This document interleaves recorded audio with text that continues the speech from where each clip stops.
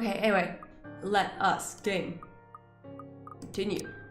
Okay, so we finished off Marianne's route, which ended with us. She's in a basement. She's in a basement. She's not doing great. She's not doing the worst, but she's not doing great. I think that we've kind of like, we might have middle grounded two of them, just because like Marianne's like locked in a basement, and Isabella is kind of like, you know, in a coma. So neither of them are doing great. Zach's doing fine. Zach's all hunky dunky. Zach's just like doing his ding dang thing, and Hannah is not possessed. So like, look, doing pretty well seems like. Doing pretty fucking well seems like. Okay. Marianne could have been worse. Okay, that's, yeah, oh yeah, she could have gone through that fucking mirror world and died there. That's cool. Could she have been better though? Is there a possibility to make, like, do you have an idea of like Marianne? Thank you for hosting, Dex. Do you have any idea if like, there's a possibility that Marianne like doesn't end up in the basement and we just got her captured? I don't know, baby. Okay. So we're we're Rebecca now. They are not super sure how feet work, huh? In this game, they're not super sure how's Hannah's? I mean, all right, fine. They're not super duper hundo% on how feet work. Whatevs. Okay, so we read the thing on Rebecca. So we're playing Rebecca now, who is kind of Scottish, but is also not, because she's English. She just says Scottish things every so often. This is how it begins, or so they say. The gentle wind drifting through wide open windows, muffled laughters and footsteps fading behind empty hallways, and the light kiss of the afternoon sun. Okay, don't think wait, you don't think there are 3 paths for her, or you don't think? Oh no, you don't think there are 3 paths for her, okay. Like, Isabella, oh yeah, Isabella did survive the car thing, so like, maybe, whatever. So, maybe we got the best ending we could get with Marianne. Maybe we didn't. We'll figure out later, I guess. Soon there will be a call, a crossing of thresholds into the unknown. Maybe we're off to some sort of grand adventure or diving into another gripping mystery. One can't really tell. For all I know, a hero might even come and sweep me off my feet if I'm lucky. That's not exactly a bad thing when you think about it. But this is far from one, isn't it? A riveting tale, that is. Oh, okay. Okay, so, the 21st. Where are we? Where are we on the 21st? Oh, the 21st is when Isabella first sees the letter.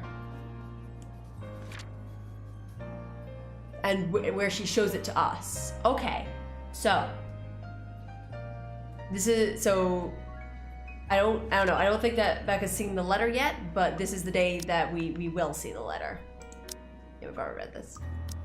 Okie dokie. Okie dokie.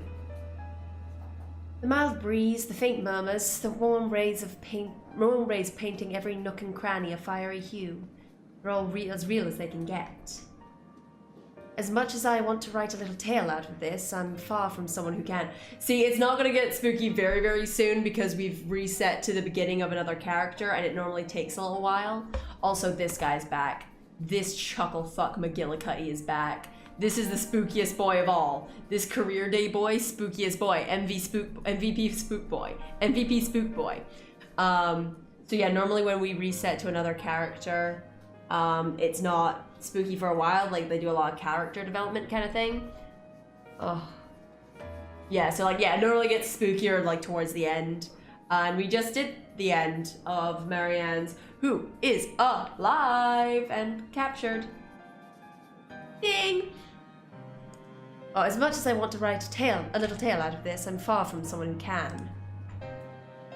Fleeting fancies, that's what these are.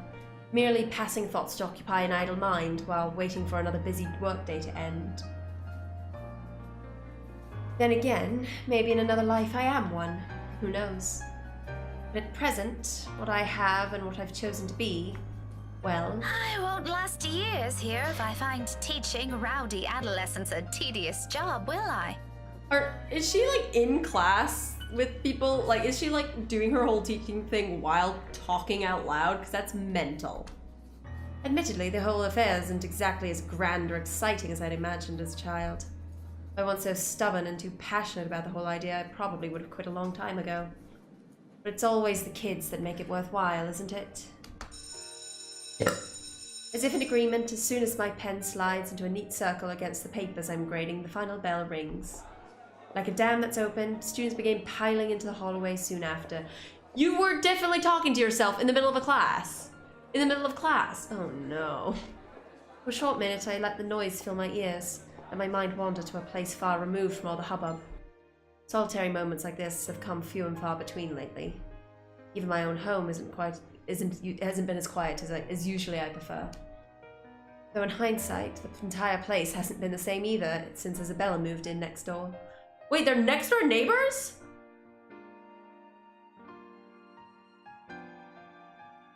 I didn't know they were next door neighbors. What the fuck?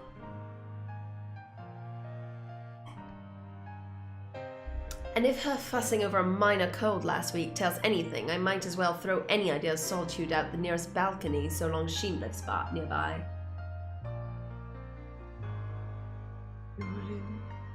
Oh, okay. Well, I just didn't pay attention, I guess.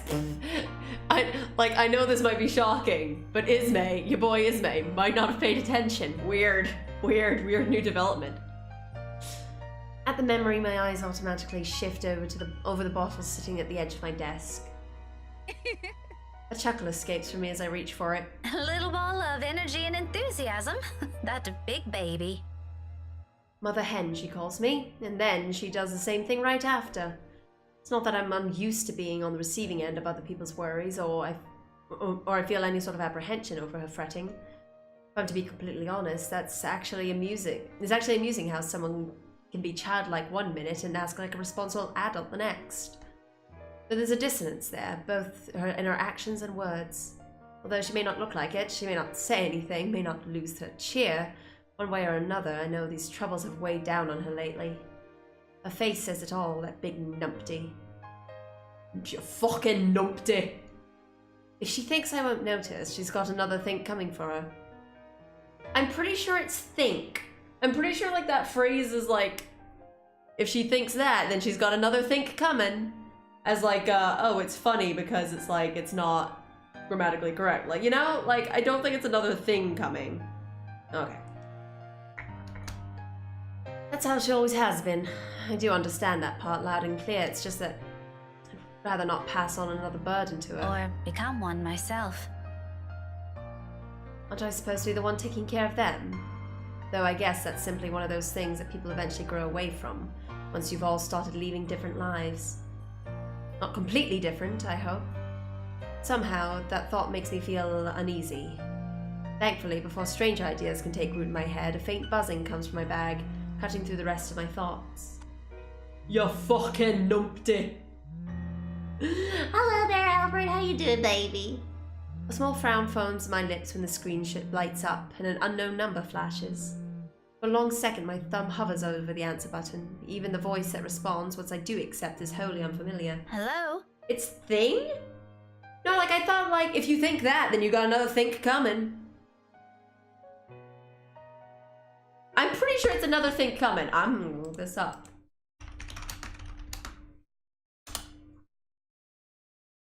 Apparently, wait. Oh. Couple of people say different things, which is correct. This has been as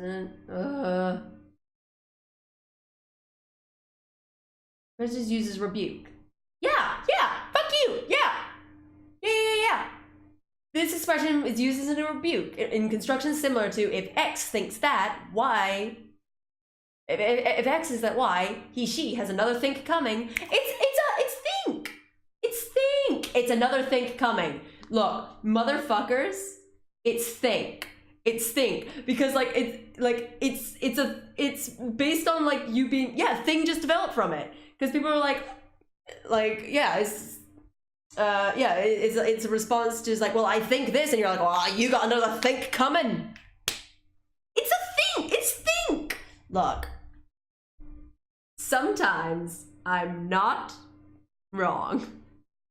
Oh, English is screwed. Like, it's not like a screwed up thing. It's not like it was like developed as like a colloquial thing. It's like it wasn't just being like, it wasn't people being like, oh, this is like a grammatically correct sentence, you know? It was just like, yeah, a response to a thing. It was a humorous response. A humorous response. It's another thing coming, you motherfuckers. Ismay knows a thing for the first time ever. Okay. Lorp. Oh, goodness. Oh, Finally, it connects. Sorry. Lorp. Hello? Is this Miss Gales? Rebecca Gales? Yes, speaking. Who is this? Oh, sorry. Rose Cooper. Oh. Briar Realty Corporation.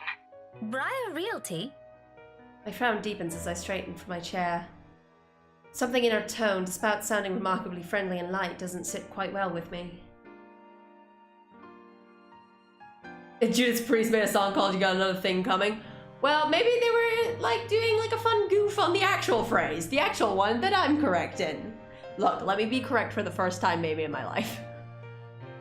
The rigid pause that follows doesn't help ease the tension that suddenly descended either. Miss Cooper? Oh, weird. Yes. Things are a bit busy on my end. I apologize. I'm not certain if Isabella has mentioned anything before, but we're working together on a property at the moment, and... The Armengard Mansion, yes. Sorry. She said something Missed about it. that earlier. I missed it. Is there a problem? This is about Isabella, actually. She wastes no time in relaying everything. The details she provided are admittedly a bit vague, but enough for me to get a gist of what happened. It isn't the bad sort I'm expecting, though still worrying. Especially with words panic attack and pale looking a bit sickly woven together in one foreboding sentence. But as quickly as it surfaces, I stomp down the urge to demand answers right then and there. Now isn't the proper time for useless questions. I'll find out soon enough regardless. To Miss Cooper's credit, she neither hesitates nor falters all throughout. There's some sort of comfort in knowing Isabella has someone like her to guide her, though not as much as I would have liked.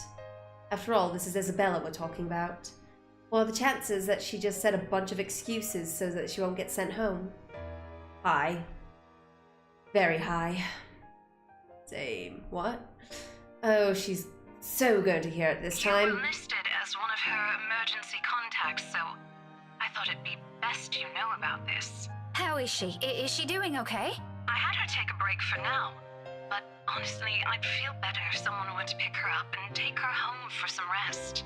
Anthem's a fair distance from Luxborn. I really don't want her going off on her own. I'd do it myself, but oh, you know how it is today. Big day. People everywhere until the open house ends. I'm really sorry to ask this of you, Miss Gales. I know you're busy. Oh, no, it's all good. I was just about to leave from work. I hope to leave early today anyway. A few minutes ahead wouldn't hurt. I can be there in a few, 30, 40 minutes tops. Is that all right? More than fine, Miss Gales, thank you. We're supposed to be here until... Oh, excuse me. 1 moment, please. Yes, ma'am. A faint hum of conversation echoes from her end. It sounds as though the place is buzzing with more people than you'd expect from a regular open house. I can words. I was skeptical at first. The house is old, not to mention its inconvenient location in Luxburn's outskirts. Who wants to live in a place almost an hour's drive away from the comforts of a city? But from what little I can hear, it appears Isabella has every right to be optimistic about this sale. I didn't understand why she was so adamant refusing my offers for help before. I think I do now. To some degree. We'll be resuming the tour soon. Yes, thank you. Sorry about that. I really need to get this thing going. Lord knows how I'll salvage the situation here. It shouldn't be anything complicated, but still, clients. They can be difficult when they want to be. Anyway, just look for me when you get here, alright? I shouldn't be too hard to miss. No problem. Thanks for letting me know about this. Oh, sorry. Lord. Just make sure Isabella stays put, please. Heaven knows how stubborn that girl can be. Oh, believe me, I know. Don't worry about it. I'll have a few of our staff keep an eye on her for me until you get here. Like, that's a good amount of pasta, potatoes, and croutons to eat. A full body weight? That's the perfect amount of food to eat. I'll send help. I'll send Owen around. I'll get him on it. It's fine. That's all I'm asking. I appreciate it. The whole thing ends on a surprisingly pleasant tone. Or note, whatever. I couldn't read it. I'm an idiot. If only the same can be said for the news she brought. I allow myself a brief minute to pass, to ease whatever tension has latched itself firmly to my nerves. But no matter how much I wish for it, my mind stubbornly refuses to do so. My hands are unsteady against the papers I pretend to arrange after. Nailed that too. Lucid thoughts, every single ounce of it grimmer than the other, grows with each passing second I linger. Something about this whole thing, along with a sudden unease and nagging worry, screams off. Wrong. This isn't the riveting tale I'd hoped to step into today.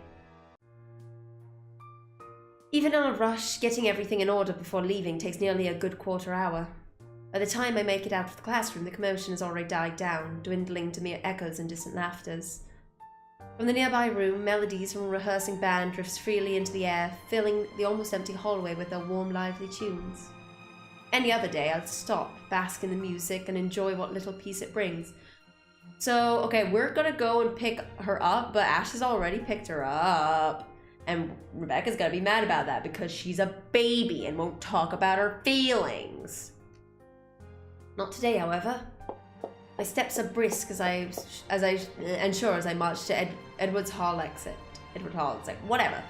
The sooner I confirm Isabella's okay, the sooner I can shake off this niggling feeling. For one reason or another, that single call of all possible things has thrown everything off kilter. I'd rather this be over with as quickly as possible. So much that I nearly barrel over a student in my haste. It's gonna be that girl, huh? Or perhaps it's really the other way around. Yep, there she is. There she is. When I look down, a set of eyes, bright and hopeful, stare back at me. Her arms are wrapped around my waist like a vice, and at my attention, a grin spreads over her face. Oh, she's not got a voice there. What? Why don't you have a voice now? Buenos tardes, Miss Pink. Hello, Kylie. You know, you aren't supposed to run into people like that. Why doesn't she have a voice now? Sorry, Miss Pink. She loosens her hold of me, but not a hint of guilt or regret appears on her. Where's this child's voice gone? Everyone else has a voice. What? If anything, it seems the remark only amused her. A smile appears on my face before I can help it, matching the one on her own. Just remember not to do it again, all right? You sound like my mama when she's scolding Rowan, Miss Pink. What? Okay. I'm sure your mama only means well. I know she'll be worried sick if one of you were to get hurt. Where's your brother anyway? Aren't you two supposed to be heading home now? Rowan said he's got some stuff he needs to do before we go. I think he's taking too long. But he promised to buy me jelly babies today, if I keep what he's doing a secret from Mama and Papa. Any chance you'll tell Miss Pink about it? She shakes her head, but both her hands are going to her mouth as if to keep a precious secret from spilling out. I made a promise. He said it's for Tia Luke. No, not Luke. No, I don't want Luke. No. Oh, something like a gift? Like a deal. Tio promised to take him somewhere cool when he's old enough. Rowan's gonna prove he's a grown-up. What? Laughter slips free from my lips. The teacher in me wants to give whoever this Tio is a reprimand for bringing about this kind of behavior in children. Like, yeah, 30% of her face is eyes, and it's terrifying. But if Berthois' kids are so fond of him, there shouldn't be anything to worry about, yes? Ugh, there should, girl. He's awful. At any rate, they're nothing but well behaved, both Kylie and her brother. Rowan, the eldest, may have an occasional odd streak in and out of class, but their parents taught them well. I see no reason to cast any suspicion of bad behavior on them. As long as it isn't anything dangerous, all right? It's not. Cross my heart. My drawings are a lot prettier than what he's doing anyway. Tio said so. Do you want to see? I drew one earlier at class. Is that why you're here? Not really. I was gonna show it to my friend first. But since it's you, I'm sure she wouldn't mind if you see it before she does. Oh no. I can't stay right now, Kylie. I mean, you've been chatting to this kid for ages. If she's like, here's my picture. Cool picture. Bye. Her face falls immediately after the words are out. A small part of me feels responsible for that crestfallen look, but as much as I want to stay a little longer, there's another place I need to be right now. And frankly, another child to look after.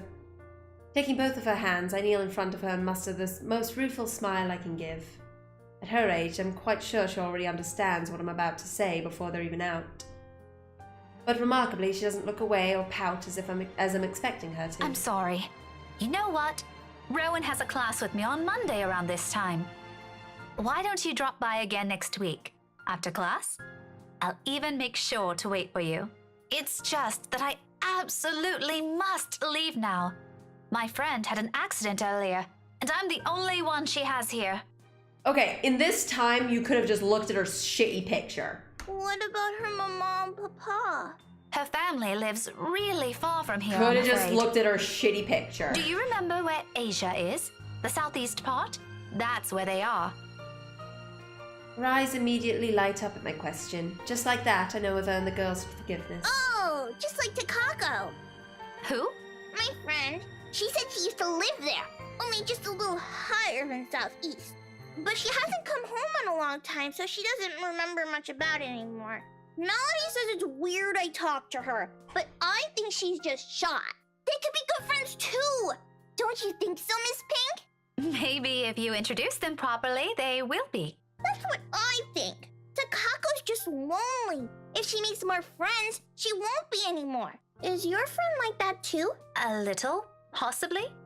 Just look at her shitty picture and leave! To be honest, sometimes I can't tell with her. Leave!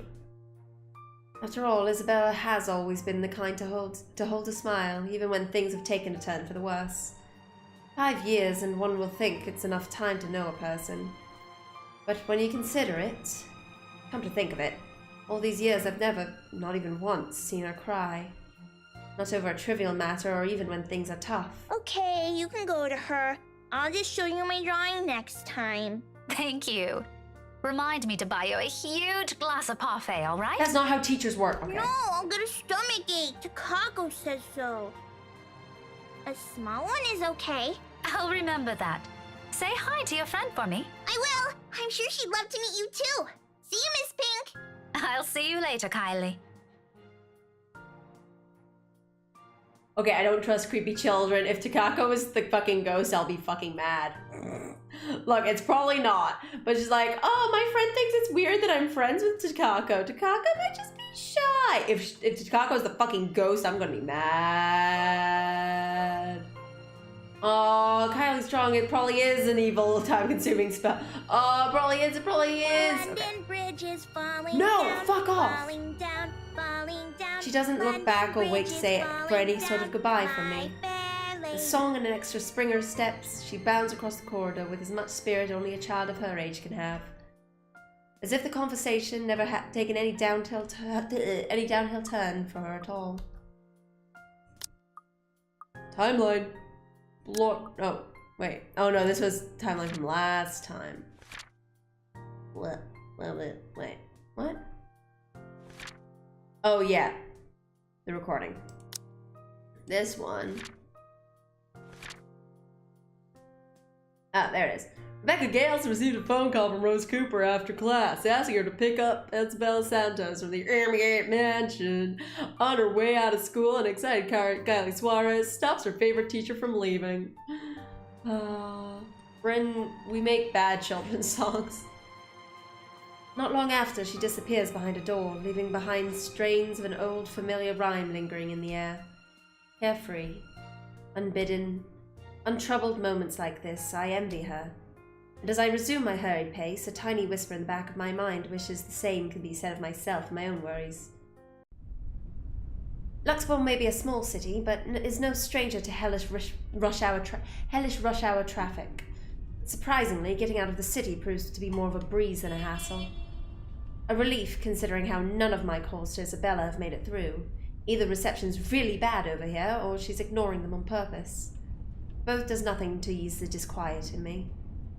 The rest of my drive passes without much incident as soon as I'm about the busy streets. In less than 30 minutes, the mansion looms ahead of me. Hello there, Lyra. How are you doing, sweetheart? Oh, thank you for hosting, Angel. Thank you for hosting. I'm doing okay, except I'm using glasses that I shouldn't use because they're not my prescription anymore. Because I broke my other ones. I don't have the money to fix them. Let's go! I'm fucking screwed. All the fuss Isabella made about the house, it remains a thing of beauty. Unlike Luxburn, the estate in the nearby Anselm village stands as its complete opposite. Living and breathing the songs of the old, whispers of a once booming haven lingering in the air. Contemporary conveniences aside, it's a place I'm glad modernization hasn't wholly touched. It's just a shame the locals know more of the silly hearsay than the history itself. If I could only knock some sense into these people! We're gonna have to have a lookout for any time that Rebecca's fucking avatar actually smiles, because it's few and far between. Sadly, complaining is all I can afford to do. As much as I want to give them a piece of my mind, it isn't why I'm here. I don't think these rich types will appreciate getting a lecture from me either. I have as much business with them as they have with me. With a heavy sigh, I give myself one last second to take in the scenery before heading up the main entrance. You're at work. Hope work's still going okay, though.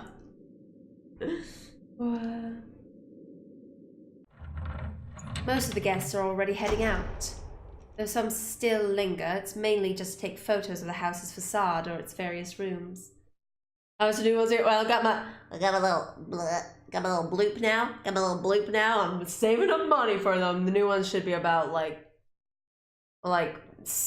55 quid plus postage and packaging, because I'm getting them off of like a cheap place. Because I'm not like, some of my friends are like, oh yeah, like one of my friends just spent like, not gonna lie, 250 quid on a pair of glasses, which is heinous. Like, I don't really need nice glasses. I just need glasses that are gonna like let me see. I just need to see. I don't need to have like no fancy bitch glasses. Ufty dufty. Yeah, right? Like, why? Like, in what world? Why would you ever spend that much money? She's like, oh, well, they're green. And I'm like, no, shut up. Shut up. Green does not cost 250 fucking pounds. Leave. Work is work. Oh, that sucks. But like, maybe it might be okay if you like your job. Question mark. Wait. I pause for a moment, scanning the small crowd gathered in the foyer, looking for any sign that of that familiar ponytail among the sea of hats and heads. No sign of that her. Sounds good. I want that. £35 for 2 pairs. Send me that. Well, how? Give that, Ismay. No sign of the other staff or Miss Cooper either. I can certainly look for Isabella on my own, but in a place this big, I'd be lucky if I didn't end up lost or find her before we need to meet with Zachary and Ash tonight. Sighing, I reach for my mobile and redial her number. The gesture, familiar now after so many attempts earlier. She doesn't answer. I can still try contacting Miss Cooper. Let's hope the network reception will cooperate this time. This side of the country has never been popular with the tech savvy after all. Oh, the Specsavers one. I don't know if I'm not a Specsavers person. I don't have a Specsavers thing. I think I'm with Optical Express. And if I go in there to want to do another eye test on me, I don't want to do that. To my relief, it only took 3 unsuccessful tries. At the 4th one, right as it's about to switch to another intercept message, the line finally rings. Silence follows while I wait for her to pick up, the ringing going on far too long for my tastes. By now, most of the visitors have already cleared out, and all I have for company here are the faint murmurs and the eerie calmness left in their wake. I'm excited. I'm easily excited. I just like things.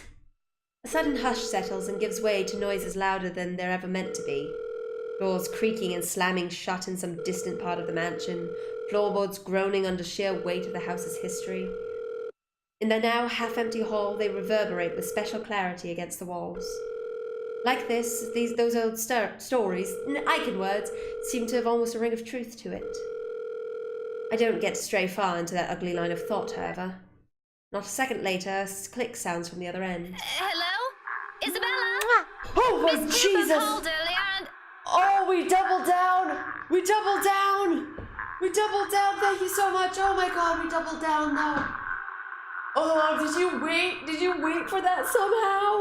Thank you so much, did you wait somehow, you motherfucker, thank you. Oh my heart. Oh my poor heart. But we hadn't seen the letter. Oh, we haven't seen the letter. Wait, we haven't seen the letter. Oh yeah, because we found out that the show it to 5 people. The show it to 5 people thing was bullshit. The show it to 5 people thing was bullshit. I remember that now. So it's just the mansion. Does that make sense? Wait. Wait. Okay. Oh, wait. Okay, wait. I'm going to turn this down a little bit so you guys don't have to hear that noise happen all the time. Okay. Or not very loud. Okay. Okay. Yeah. Okay. Wait. So... Okay, the right... Okay. So, yeah. So, we know that Isabella sees the ghost at this point. We know that Isabella already sees it. And Hannah was on this day, like, Isabella was also on the, so yeah, Isabella saw it and was like, Hannah saw it on this day when she was in there because she was like, oh, look at this creepy painting. I've not seen the creepy painting before. And then, but it was like, it was a mirror. Marianne was here at this point, but she didn't ever see the ghost. Interesting, because she was definitely there. She just didn't see the ghost. Interesting. Why not? Then Zach went in on the day of the blessing? Yeah. And they blessed the house. But didn't see anything. But he did that when he went over to take pictures. I have to sleep. Night night, baby.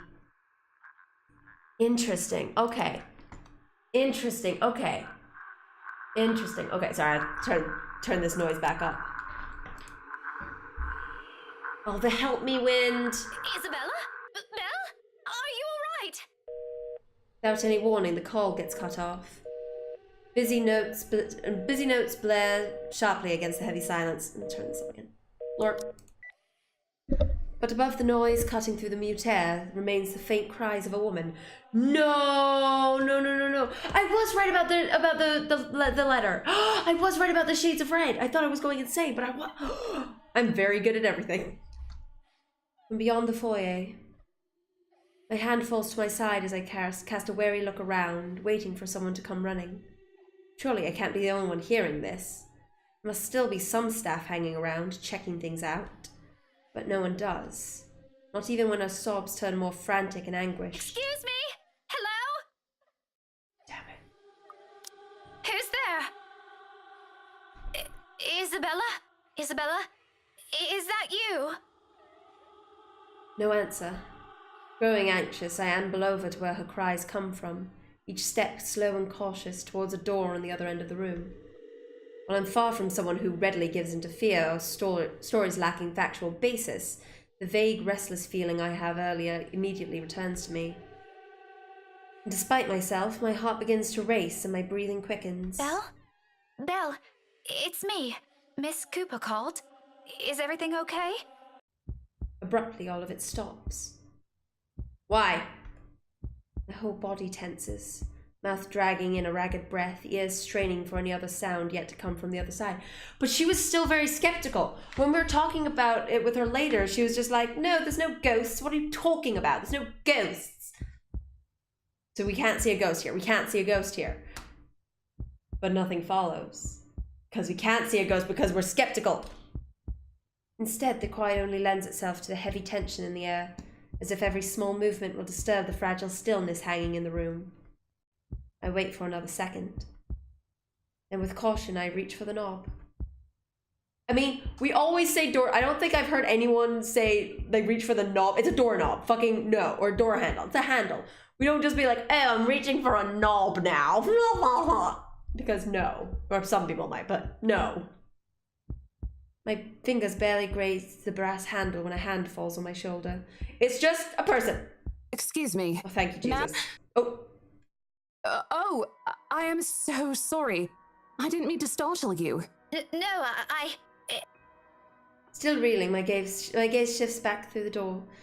As if any second now the cries will start again, or whoever's inside will burst out of the room. But I don't get to dwell on these. The woman's worried voice breaks through the haze in my mind again, oddly soothing in the thick of my unease. You met her. She's going to die. Okay. Even if the concerned look comes from a total stranger, finally being in the company of someone else is somehow comforting. Ma'am? Are you okay? The letter has nothing to do with the house at all. The letter has nothing to do with the ghost at all. Or maybe it does, but like, wait. Because like, they said that the help me thing kept happening. No, it might do. Wait. No, because, yeah, okay, no, never mind. No. I forgot that, because like, Ash is on a look for like a serial killer, but it might just be Ghost, because like the help me thing keeps appearing in people's room. Okay, never mind. Yeah, I forgot that all the people that had been like abducted or whatever with all the help me's had worked on the mansion. Everyone that got abducted has worked on the mansion. And so it's probably still connected. Okay, never mind me. Don't mind me. Oh, no, I'm fine. This is probably just some cold. So like it does have something to do with it. It's just not like, it's not like if you see the letter then you do it die. It's if you're in the mansion kind of deal. Do you need to sit down? No need. I'm actually looking for a friend. I wave the mobile in front of her like the gesture alone explains everything. Vaguely, I note that my tight grip on it and quickly slip it into my pocket before she notices. She doesn't need to know. Well, I'm not really sure if your friend would still be here. We're actually about to close the open house in a few minutes, ma'am. No worries. She's not a guest here. She works for Briar Realty. Miss Cooper called me earlier. In fact, I'm also looking for her. That's her. Recognition flashes in her eyes, and the worried expression it dissolves into a smile at once.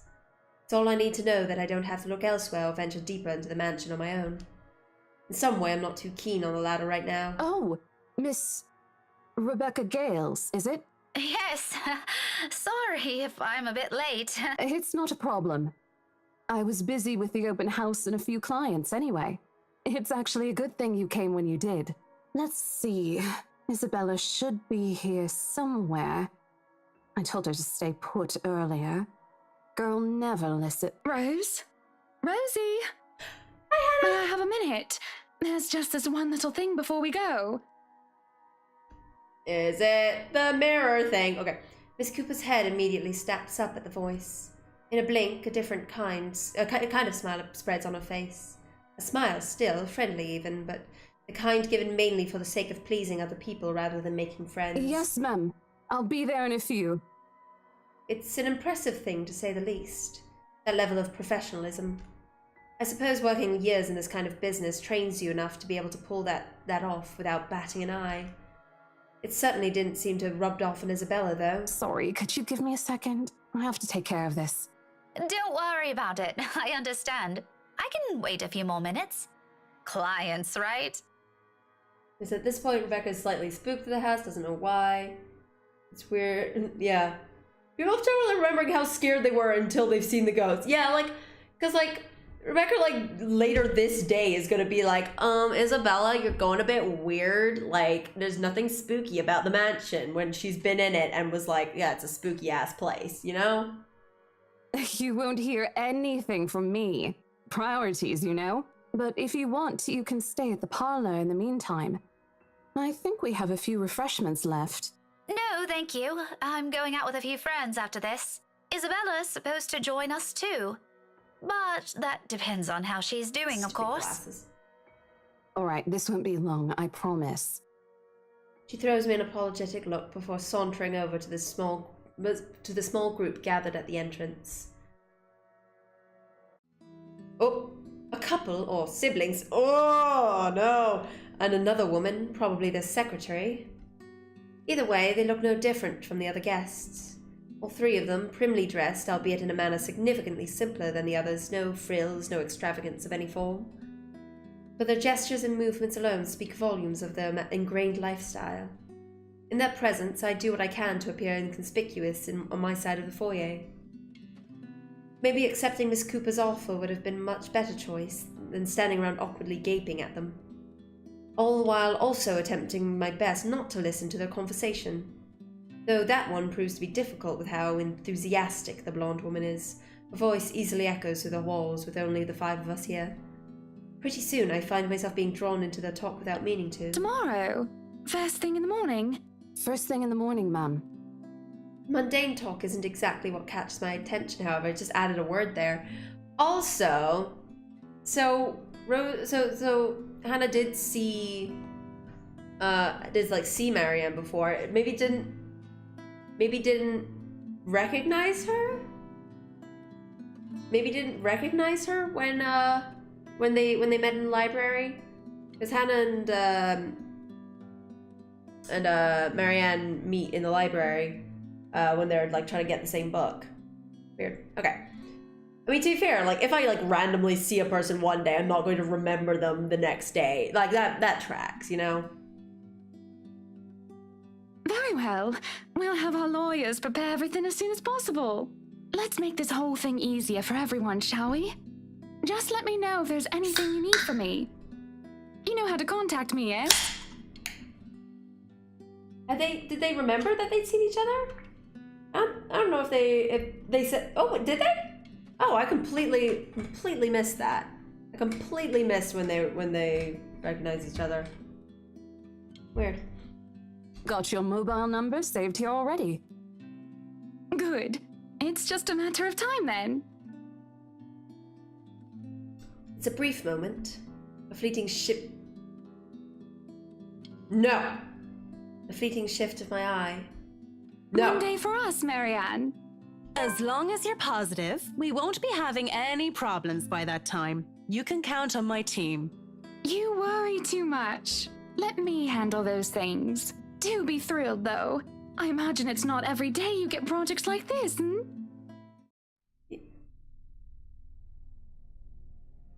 The instant I turn my gaze on him, I see it. Is it really normal to say mobile number instead of phone number? No, I don't know. Phone number. I always say phone number. I don't know.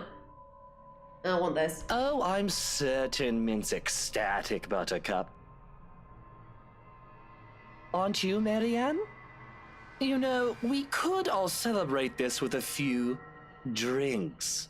Why don't we? Why is he doing this? Look, hey, dude, literally the only one that would be fucked up by this is you. It's like, remember that time where we nearly fucked? You know who's gonna be fucked about that? It's you. It's you, the one who is married. The one who is married. Yeah, I don't like that it's like dark and like pulsy behind him. I don't like that it's dark and pulsy behind him. Why are you bringing this up? Oh my god, he's such a fucking cunt. In fact, there's this really excellent Irish pub I visited a few days ago. You're the only one that this would affect. I mean, she might lose this fucking job, but this is your life. Oh my god, you're such a fucking grotesque cunt. Looming. Hovering behind his shoulders. Drawn to him like a moth to a flame. A dark blur. No. A shadow. I think I'll pass on that, sir. I have more important matters to attend to. What? Why is it sounding weird? Darling, your liver. You already had a glass today, and apparently a few days ago as well. How many times do we have to remind you? Doctor's orders, remember? Oh, so we're angry because okay. This guy went to a bar and tried to sleep with this lady. They didn't really know each other's names properly, whatever. Then a couple days later, she gets hired for a job. Turns out it's for fixing up this guy's place. Problem being that he is married to this woman right here. And so begs the question why he's just like, I'm going to allude to the fact that I nearly cheated on my wife with you, huh? Isn't that weird? I'm going to be really weird and coy about this. Like, what are you doing, you massive raging asshole? I hate him so much. Such a shame. You never let me do anything fun. As I try to make sense of it, a heavy feeling descends over my body. No. It happens without warning, forcing me to close my eyes. Nailed it. The sensation creeps to every part of me, crawling under my skin, crawling in, and straining me little by little of any strength. Before I know it, my hand is gripping the nearby door for support. The sudden nausea drowns out their voices with what little sound there is. All except the whispers and laughter. Oh yeah, he's also a massive racist. He's just like a giant racist, and he gives perverts a bad name. I keep saying he's a massive pervert, I'm like, there are worse things to be in this world, but like, he's just sucks. Judging, mocking, taunting. Muffled, inaudible words bearing down on me like a death sentence. They wrap around my neck and limbs, binds tightening with every syllable, every utterance. With each draw of breath I take, they drag me down slowly, almost painfully, into a bottomless abyss. On and on and on. The sounds turn into mere distant echoes, till suddenly it shatters. Well, what are we waiting for? Are we done here? I hate you, go away. His voice rips through the fog like a sharp blade, and my eyes snap open. When I look into them again, it's gone. Just a second, darling. Send my regards to Isabel, please. Poor girl. Please let her know she doesn't have to worry, and tell her to get some rest. Anyway, we're looking forward to seeing you tomorrow. Likewise, ma'am. No shadows or dark clouds. Only amicable smiles and cordial handshakes, the usual pleasantries, as Miss Cooper leads them out of the mansion like a graceful host. None of the group seems to have noticed it, and even as I force my breathing to calm down, keep my eyes trained on their backs, and wait for something to happen, it doesn't come back. She returns a moment later. Gently, she closes the great doors behind her, but there's a smile on her lips and an extra skip in her step when she walks back to me. Whatever she was discussing with the group has put her in a good mood. Even she appears to have not observed anything odd. Was I just seeing things? Glad that was over. It's been a long day. I thought for sure we're going to... Hey, are you sure you're doing okay? You look a bit green. Well, you're great. It's all good. I'm actually still recovering from a cold. Weather's been crazy lately. He doesn't see... I mean, to be fair, like I don't know, I don't think that usually assholes are have the whole package of assholeness. He doesn't seem homophobic, but it's one of those things oh yeah, you can have some good opinions about some things and still be a raging asshole. Ugh.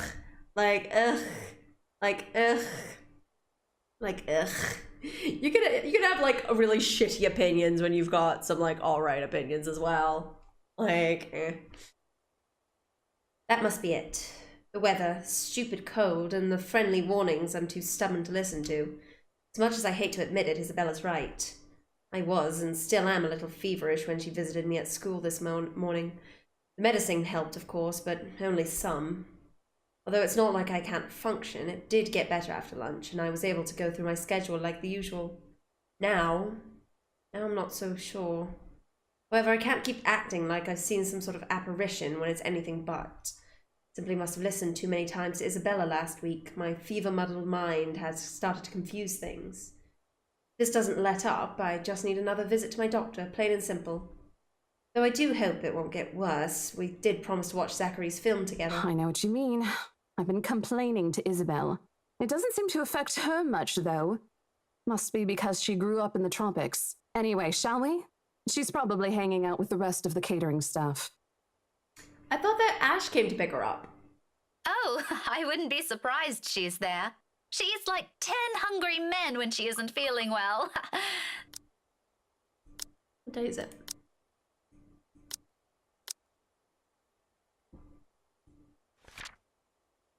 Rose Cooper, along with a woman, introduced they marked the open house. Oh my god, mansion. Yeah. Maybe not. Maybe I'm wrong. Maybe I'm wrong.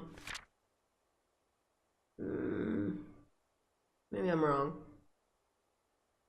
I thought that Ash took her back. Yeah, no, Ash did take her back because that's when we got Sup, I'm Ash from Deluxe City. Bad guys, watch out, can't beat me. What is that? Gonna start trouble, better not lie. I'm a cool dude, pretty fly for an Asian guy. Sup, I'm Ash from Deluxe. That was just for those that are not aware. This was the ringtone that this boy made for himself. He rapped his own ringtone. Sup, I'm Ash from Deluxe City. Baggins, watch out, can't beat me. Gotta start trouble, better not lie. I'm a cool dude, pretty fly for an Asian guy. Sup, I'm Ash from Deluxe City. Okay. I'm back. Lead the way. I'm back. It is my favorite thing in this planet. The small nod, she gestures for me to follow. I do so without much thought, finally putting everything in the back of my mind. The entire visit took a whole 24 minutes, and my trip to the mansion, as it turns out, was a useless endeavor in itself. Okay, fair, good. Thank you, Jesus. Nailed it. Okay, where are we? Oh, it was there. Blorp. While waiting at the mansion, Rebecca overheard a brief conversation between the right couple, their interior designer, the estate agent Rose Cooper.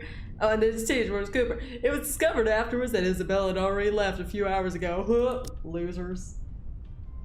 Oh yeah, no, this is a hard game to jump in the middle of. Okay, I'll do a little overview. We'll do a little overview.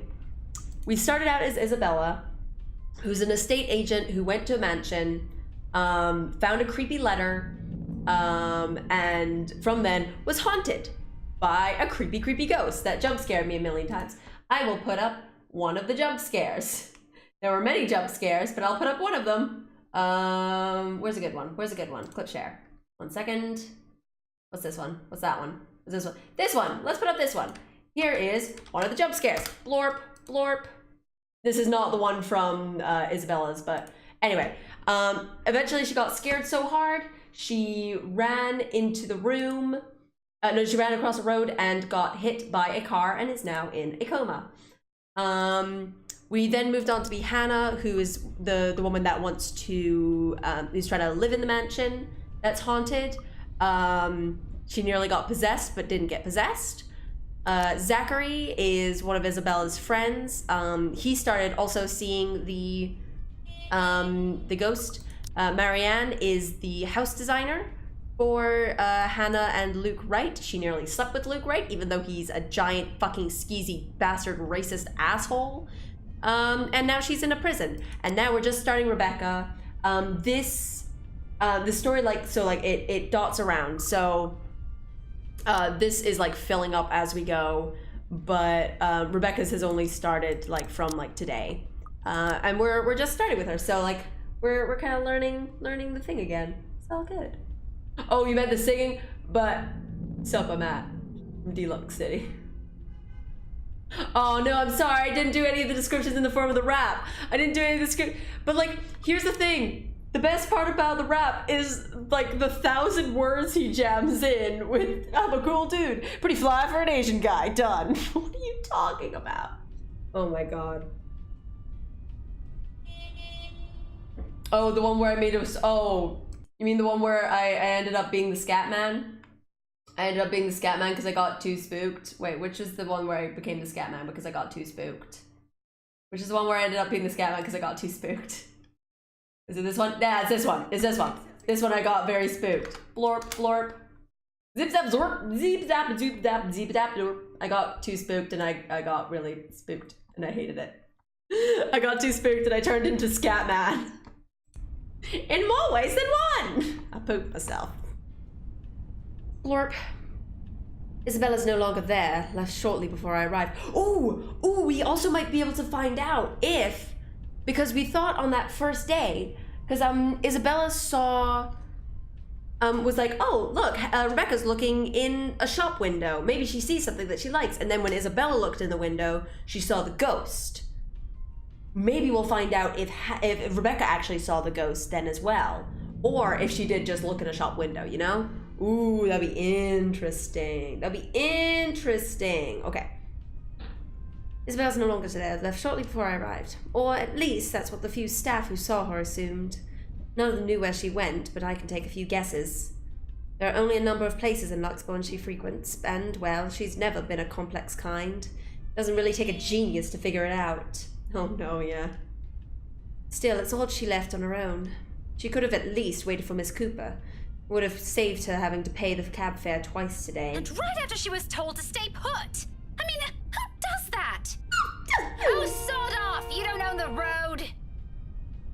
Fuck you, you fucking... Oh yeah, also something that we have to know about Rebecca. Sometimes she says Scottish things. Because apparently she's Scottish. Let me tell you something. I'm Scottish. Every so often she's just like, oh, well look at this, the fucking nupty. Oh, da, da, da, da. It's fucking ridiculous. It's the most ridiculous thing I've ever seen in my life. In the end, all Miss Cooper could give me were a string of apologies for my trouble and a request to let her know when I find Isabella. The whole affair didn't even last long. I probably spent more time travelling back and forth. Soon enough, I'm weaving my way back to downtown Luxbourne, worried sick and on top of that, maybe a little annoyed.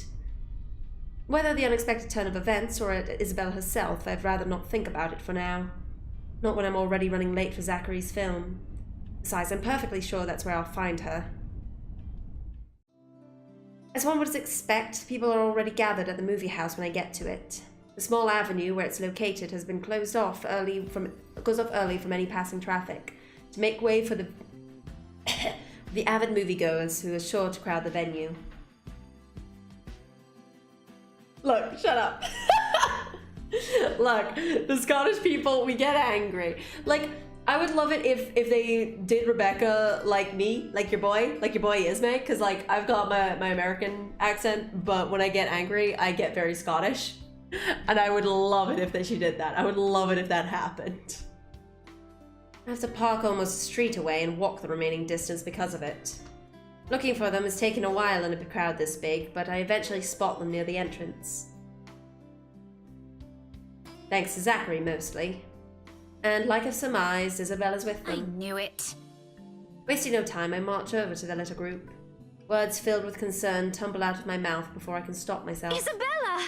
Oh, thank goodness! Becca, you're just in time. An odd expression crosses her face as I hold it with both hands, but I ignore it in favor of getting a good look at her, forcing her to keep still and fix her gaze on me. Becca, you're squishing my face. How are you? Are you all right? Why wouldn't I be? There doesn't seem to be any visible injury, nor does she appear to be in pain. Apart from her confused frown at my questions, she looks pretty much like how she would any other day. Even so, you can't really tell these things with her at first glance. Last time she got sick, she never bothered to tell anyone, even me, who lives right next door. If I hadn't checked on her then, she probably would have died in her bed with the rest of us none the wiser. It's one thing we laugh about it now, but moments like this also teaches you something about a person.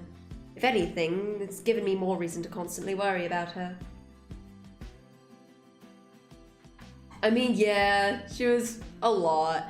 I mean, like, Rebecca's like normally like alright. Like, I like Rebecca, I think. Apart from, like, how much she's in love with Ash. Also, this is Ash from Deluxe City. Baggers, watch out. can't beat him.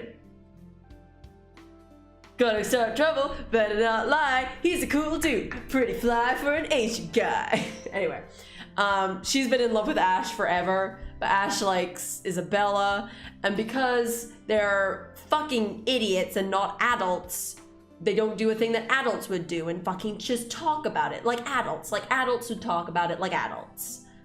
She's just like gets really annoyed at Isabella all the time about it. It's just like, oh, so he likes her? I'm like, oh. If it fucks you up so much, either do something about it or get him out of your life. It'll hurt, but do it. Ugh.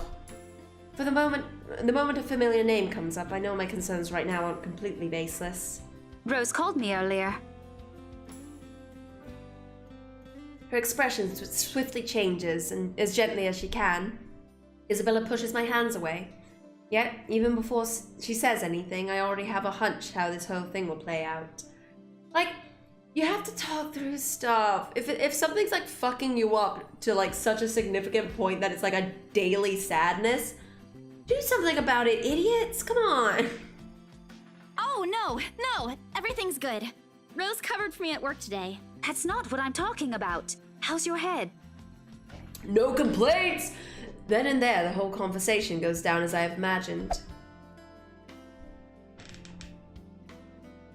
That was precious. That was precious. I like the whoop. That was so cute. She dodges my hand when I reach for the back of her head, intending to check the said injury myself. Even makes a show of hiding behind Zachary just to avoid me. Instantly, what's supposed to be a simple inquiry dissolves into a shameless game of tag. Shouting and chasing like none of us can be bothered to act like the full-grown adults we're all supposed to be. Bitch, don't you start with me, bitch. You have a crush on a boy who doesn't like you back? Fucking deal with it, bitch. Ugh. Including Ashton. I won't put it past Isabella, but Ash, out of everyone. In fact, if that stupid smirk on his face tells me anything, he finds this whole mess amusing. Oh, for the love of... Isabella, this isn't a laughing matter. She did look pale when I saw her.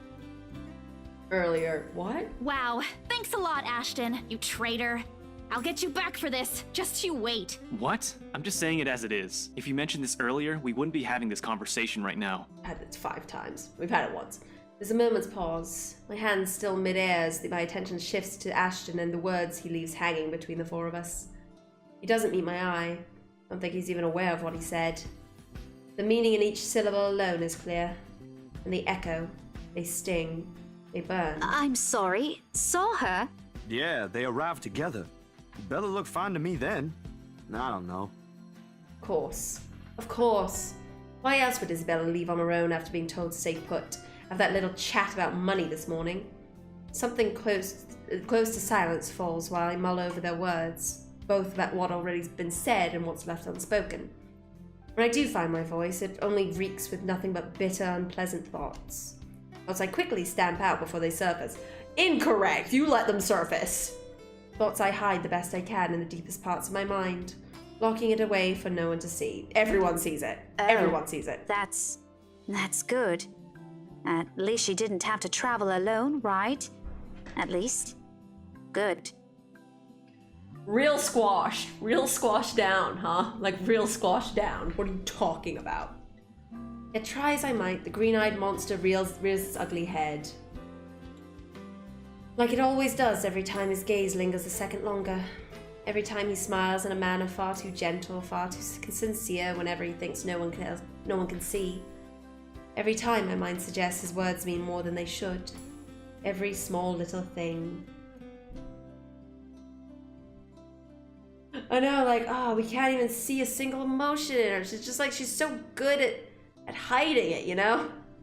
Despite what he says, despite his tone. Look, you guys. For all I know, it might be the same kind of foolishness, the fondness born from friendship. Maybe I'm simply overthinking, like he often tells me, or maybe there really is something there. But in the short display of impatience, I know the whole of it is just for show.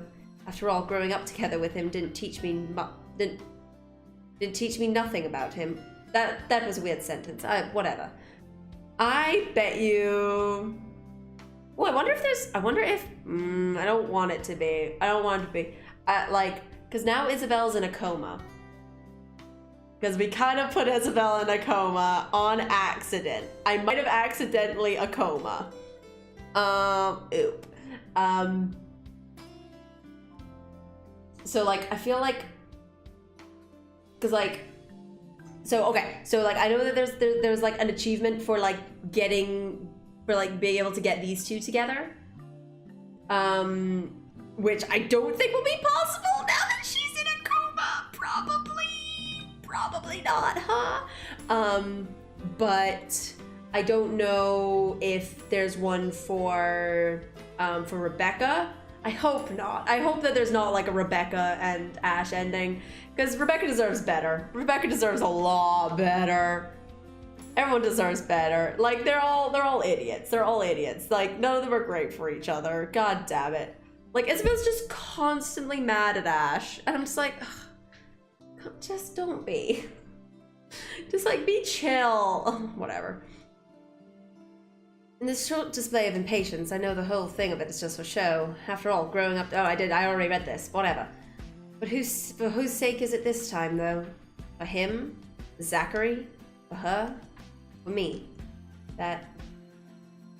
Can't tell. If she says she's okay, then there's nothing we can do about it. It's not like we can stop her either. Besides, she's still acting like the same old Isabella to me, if she can still run around like that. Why are you taking her side? I'm not. But if she wants to watch Zach's movie with us, I'm not going to stop her. She's probably the one looking forward to it the most. Ash, that's... You, of all people, should know... Tell you what, if I notice something amiss with her, I'll take her to the nearest hospital myself. Is that good enough for you? My mouth opens and snaps shut almost as quickly, forming a thin, hard line instead. I can't respond, not because there's nothing to say. On the contrary, there's plenty. So many things I can use to reason and get him to agree. But because he speaks with such certainty, with much reassurance, it feels like there isn't even a choice. All I can give is a long, deep breath and a reluctant nod in the face of it. Before I can get a grip of myself, my own weakness, the mood immediately shifts and I'm being tackled into a hug. Thanks, Becca. It's always been you with him, isn't it?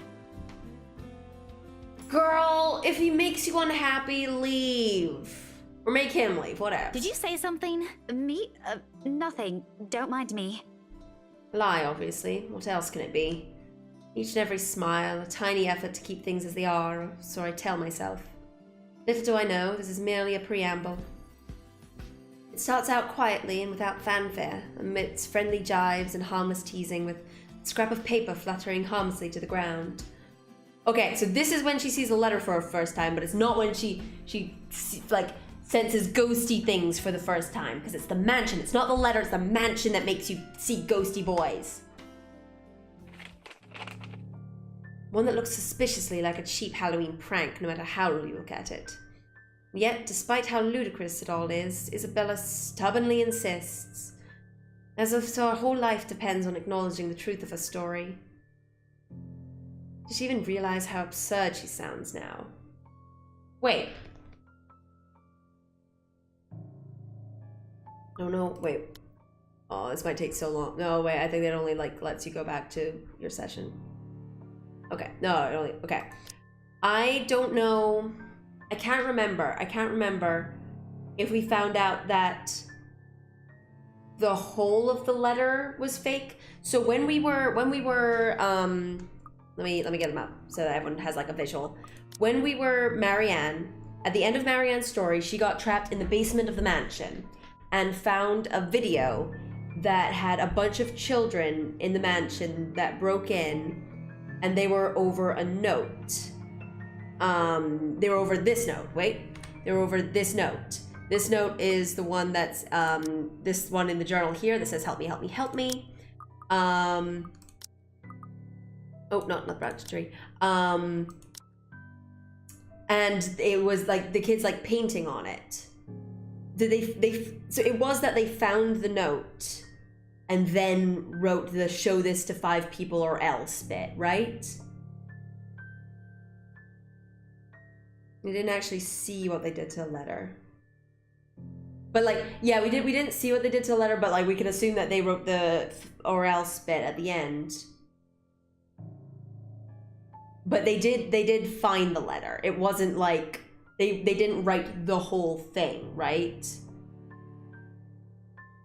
Cause like if that was the case, then maybe one of the kids is now like the ghost kind of thing. No, because the ghost was there. Never mind. I don't know what I'm talking about. Whatever. They definitely found the letter and added the 5 people bit to it.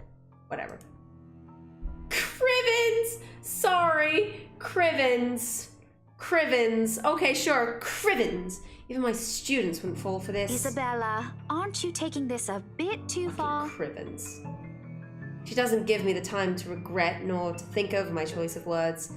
Nailed it. From there, it escalates, grows into an argument too petty for even our standards as adults. Before we know it, one after another, harsh, scathing words are being spoken. It's not a joke! Will you guys listen to me first? I saw something in the house earlier. It stood right in front of me. If I hadn't gotten away, that thing might have... Right. And in broad daylight, Isabella. Even someone gullible would find the logic in that screwed up. There's also no way in hell that this supernatural shit is true. Okay, so now, hey, Rebecca, do you remember when you felt skeeved out by the place? But it's real! What do you think I saw? Best Isabella face. Best Isabella face. Hallucination? A delusion? Didn't you say you fell down some stairs? So maybe Rebecca's right. It happened after, when I was trying to get away. I almost got stuck in the same room with that thing. We're all in danger. I thought you were my friends. Why don't you believe me? But someone has to be patient in all this, and however much my own has already been frayed earlier, there's no one else. Who else here can deal with someone selfishly acting like a kid? Right, don't you start with me, Rebecca. So also, you don't remember when you felt very skeezed out and you almost fainted and you saw a eerie, like, ghostly thing in the mansion. Okay, cool. Like every other time, it has to be me. We are, and you know that. But this thing and that thing has got nothing to do with the other. When Rose called earlier, I thought she's just exaggerating. But based on what I'm seeing right now, maybe it's better if we really postpone this for now. Don't bother. Just like that, she cuts off. Slams the door right in our faces while my own temper flares before I can stop it. Though it falters briefly at the hard expression on her, when she snatches the blasted paper from Ashton, I hold on to it. Regardless of how upset she appears, soured expression and balled fists throwing a tantrum is simply unacceptable. For a grown woman at that. Words form at the tip of my tongue, ready. Before I can open my mouth and let it all out, of feelings and mistakes be damned, Zachary raises a voice of his own. Guys! Guys! Oh, Zach, I love you so much. I love you so much, Zach. A warning, underneath the warm and hopeful beat in his voice. We all stop and look to him. Even my own anger subdues a little at this tone. Why don't we all calm down first? I'm sure Isabella has her reasons too. No need to be hard on her. And hey, ain't this supposed to be a happy get-together? I love you so much. From an outsider, it may sound like a desperate request, but Zachary has always been the one to keep a level head over our petty squabbles. This time's no different. He knows what to say, and when he lets it fall, they only ring sharp and true. We haven't seen each other for months. I'd really love to know what y'all have been up to. I only ever get to talk to Bella over chat. Please. And as careful as he is with his own tone, it does make me feel ashamed.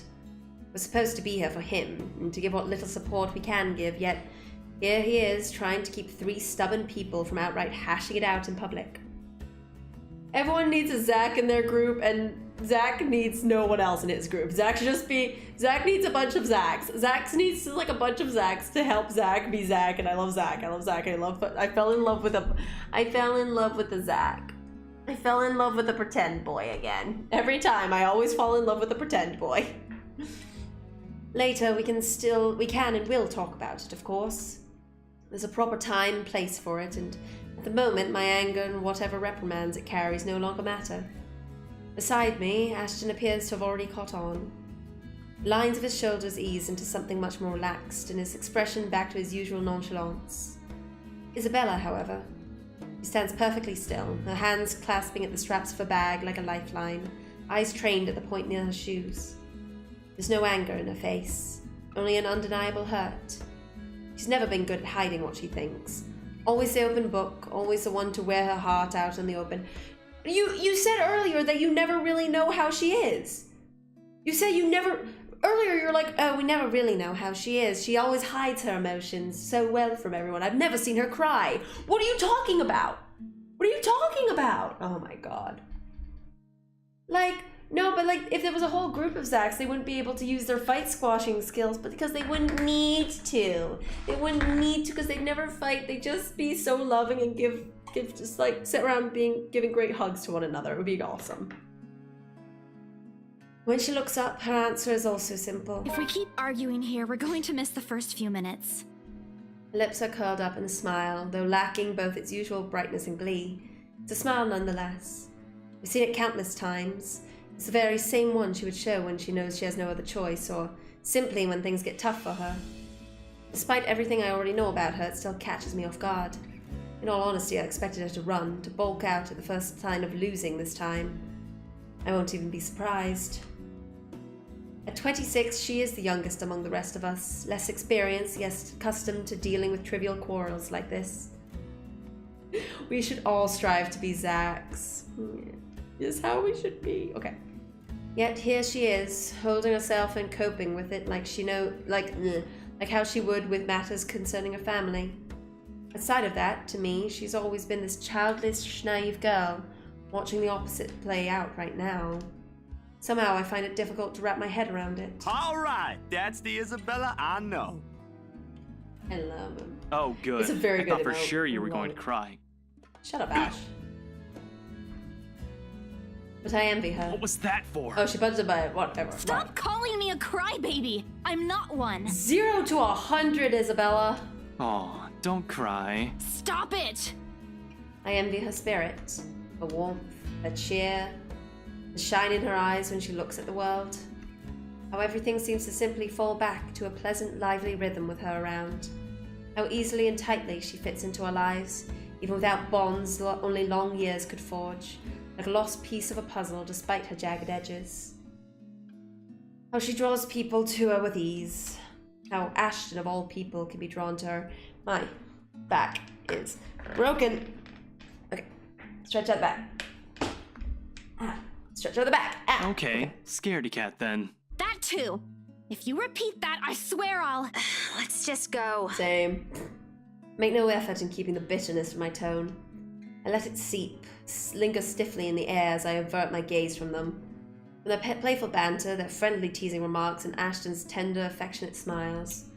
All before stabbing aches in my heart change into something too painful to bear.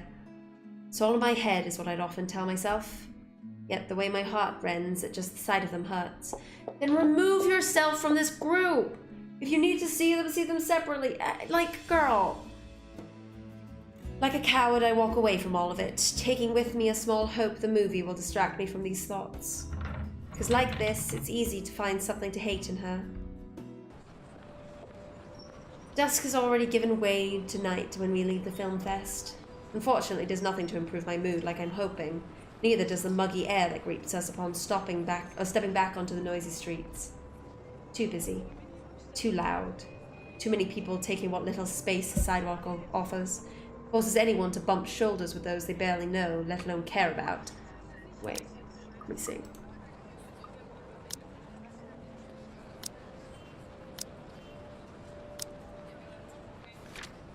Okay. Hopefully we'll see if Becca sees... Wait. No, wait. No, it wouldn't be today. Or would it? I can't remember. Wait. Maybe... no, it would be tomorrow. Okay, so it wouldn't be today. Okay. It won't be today that we see a ghost, maybe. Yeah. 2:48 p.m. is a very specific movie time, huh? You're not wrong. What the fuck? On a normal evening, I probably won't have minded the crowd nor the humid weather. It's not like any of them are bothering anyone. Yet, even when it's Yet, even with what's admittedly a pleasant company, I can't bring myself to lighten up. See you guys some other time. Yeah, see ya. Not even to return the smiles of Ashton and Zachary gives us... Not even to return the smiles of Ashton and Zachary gives us, whatever, when we go our separate ways. Perhaps this started when Miss Cooper's call, or earlier than that. Maybe even the moment I left bed this morning. At a date in our time, like what? Wait, oh no, wait. Oh, wait, oh no, this is the day. This is like yesterday. This was yesterday. This was yesterday. October 23rd was yesterday. Oh, weird. Okay. No, I can't be. No, okay. But yeah, but no. No, yeah, because all of these are like set days. It's not just fucking with us. It's not just fucking with us. This is today. Today, Marianne sees a ghost for the first time. And they have breakfast and she sees her old girlfriend. Well, not her old girlfriend, you know. Okay. Perhaps it started with Miss Cooper's call. No, I read this already. Bloody hell, it would have always been because of that sodding letter for all I know. I couldn't care less at this point. All I want is to get a warm bath, sleep, or wait for this dreadful day to end. Now, if only Isabella would stop babbling, then maybe this dull throbbing in the side of my head won't turn into a full-blown headache, too. Zach did a pretty good job with his movie, didn't he? Even though Ash said he ran into some trouble late into filming.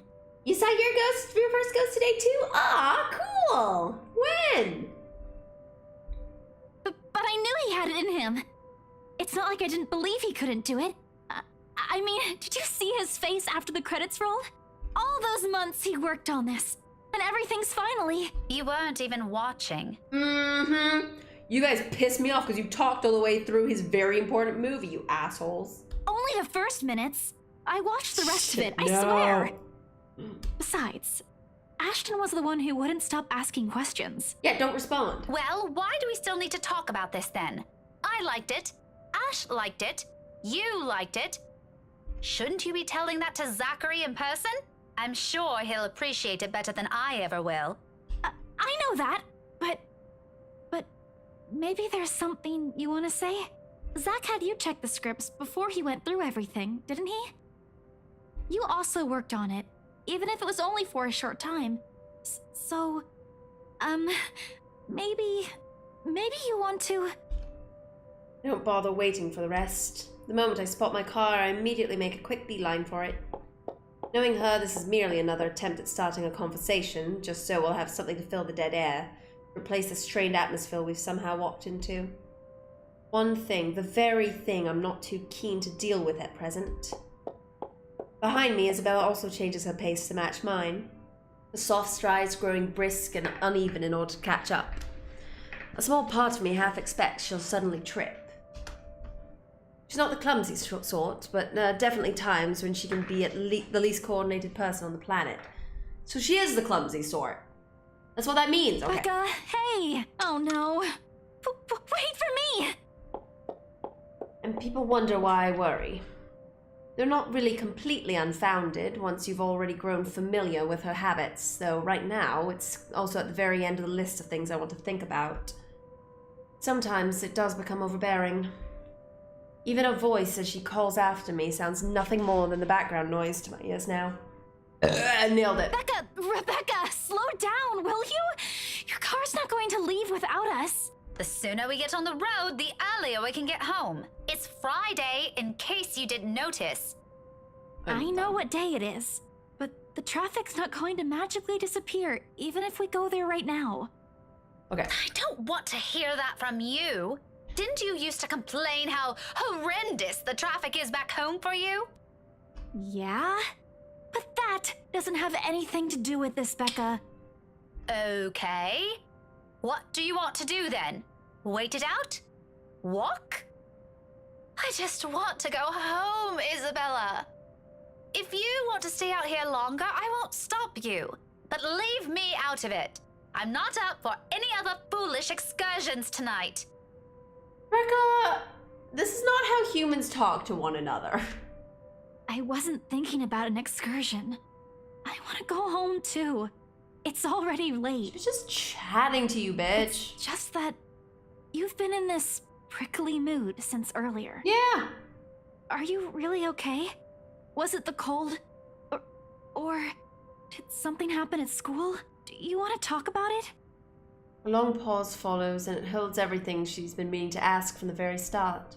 I'm in no mood, but all the same, my hand stops short of unlocking my car, and my grip on the handle tightens.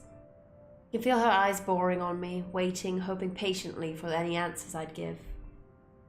She's the same as Zachary, the bad liars. But when you talk to people like them, if you're not careful, they can often leave you with no other choice but to admit the truth. Those exact same ones I can't voice. Despite my lack of response, she pushes on, surprisingly.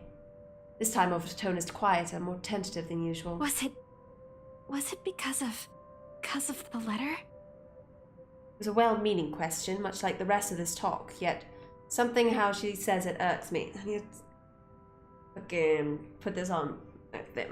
My ears is getting croche. My ears is getting croche. Still croche. Okay. If it is, I'm really sorry. I didn't mean to cause a scene. I did see something in the mansion, though. I wasn't lying about that. Andre, thank you so much for following, and I hope you enjoyed this strin.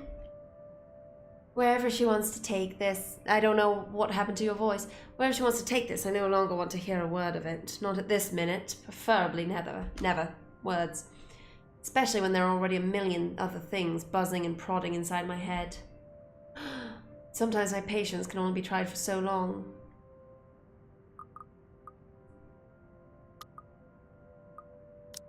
Okay.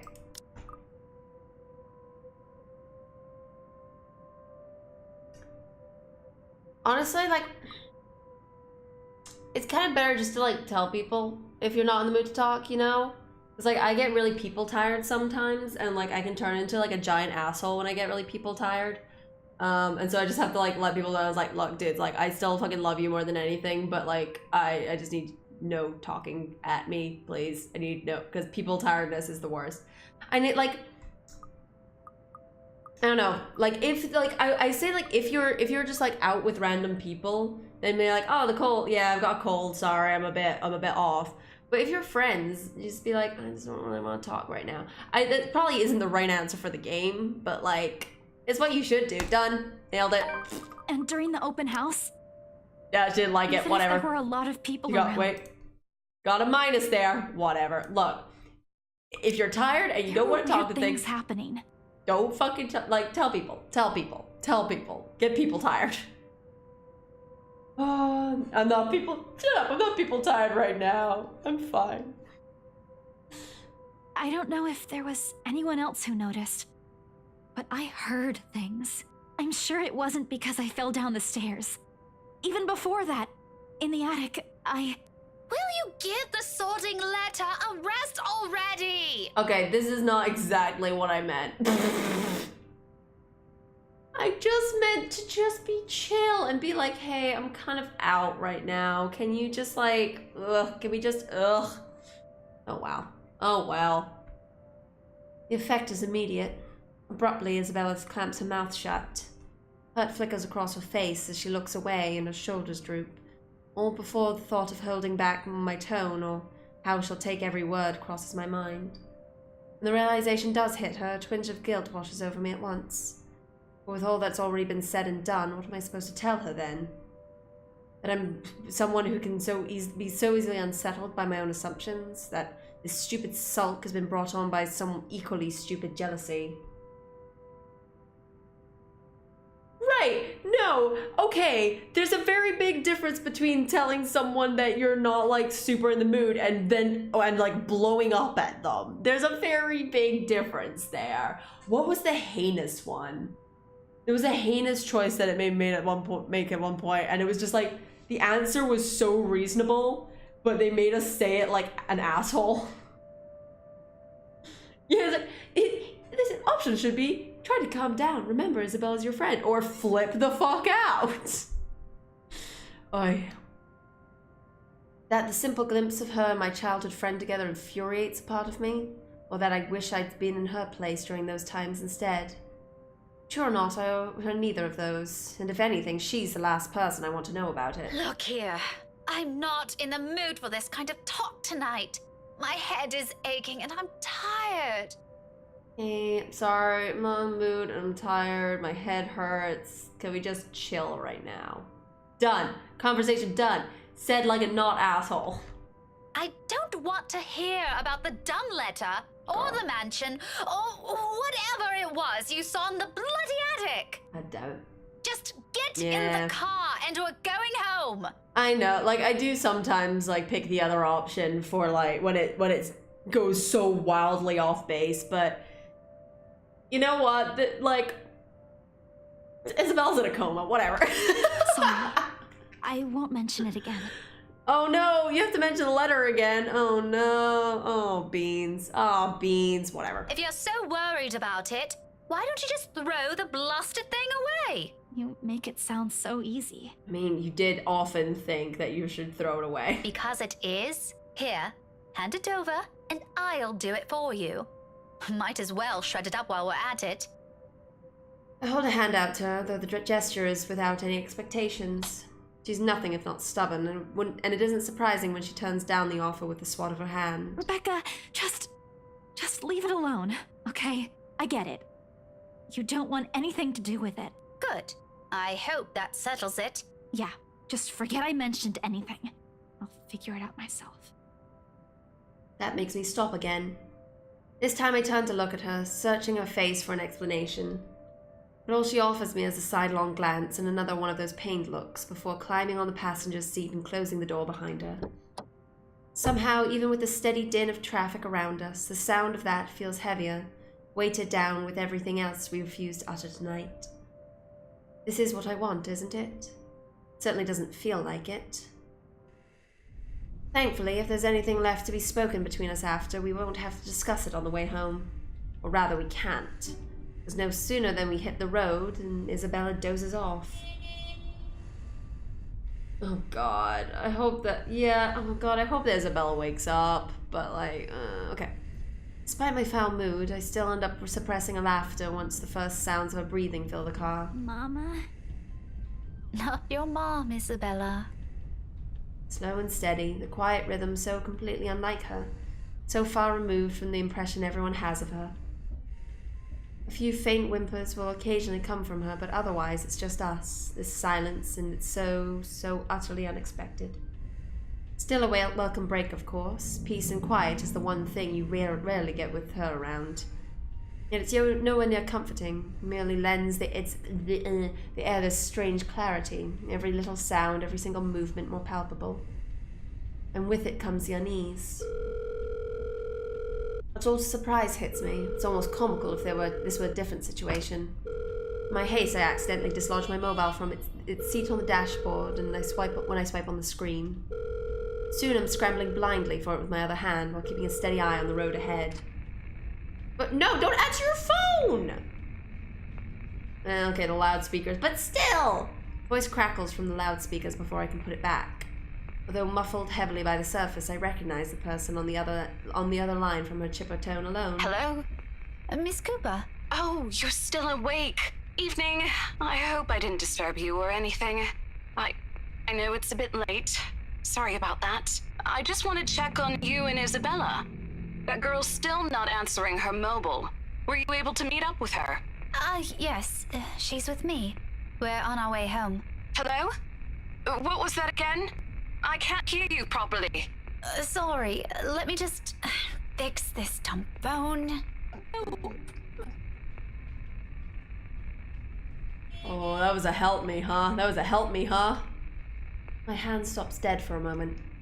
I spare the device a brief glance, waiting. Seconds pass. Is this the night Rose dies? No, because she's at the thing the day after. Because this is the, this is the 22nd. The 23rd. Oh my god. Oh, first off, thanks for the delicious bits. Second, that's a good weed number. That's a funny weed number, my dude. Props. My dude, yes. Okay. Yeah, no, because the day after, Oh no, wait, no. They encountered the Wrights there.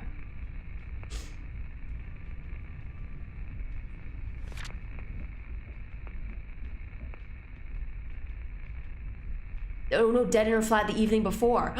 Yeah, no, it is. It is. Wait, no, because this is today. Sorry, no, never mind. Shut up, Esme. This is today. We're still on the 21st. Oh, and the funny sex number. Got all the dope numbers. Thanks for the delicious bitch, darling. And funny, good reading sex numbers. Okay, so yeah, we're still on the 21st. She dies on the 22nd. On the night of the 22nd. Okie dokie. She dies on the night of the 22nd. So she's fine tonight. Well, not fine tonight. She's gonna die. And she's a bit haunted, but whatever. Nothing happens though. Frankly, I'm not sure what I'm expecting, but the lines of my mouth forms into a frown regardless. Miss Cooper? Yes, still here. Did you say something? Just that I didn't get the last part. What were you saying again? No, I thought you... Never mind. Must be the signal acting up. She's just a bit haunted, huh? She's just a little haunted, though. Come again? What? Is everything all right over there? Certainly. Is something wrong? What wouldn't? Okay, you seem to be busy. If this is a good time, I can just call you back some, I mean, she's a little haunted, huh? I have to make a conscious effort not to panic right then and there, though my tight hold on the steering wheel tells a different story altogether. Miss Cooper? Rose? Yep, okay. Hey, Rose! Are you still there? Only a burst of static answers me, and she's a bit haunted, huh? Maybe this lapse is entirely because of exhaustion. It has been a long day and I haven't fully recovered from last week's bout of flu, contrary to what I've been telling people. Though perhaps, had I paid closer attention to it, had I not been so occupied with other thoughts, I probably would have noticed earlier. Yeah, it didn't sound like the ghost. It sounded like Rose. It sounded like Rose saying help me. It wasn't like the ghosty whispers. It wasn't ghosty whispers. It was just Rose being like, help me. But it never came from my phone.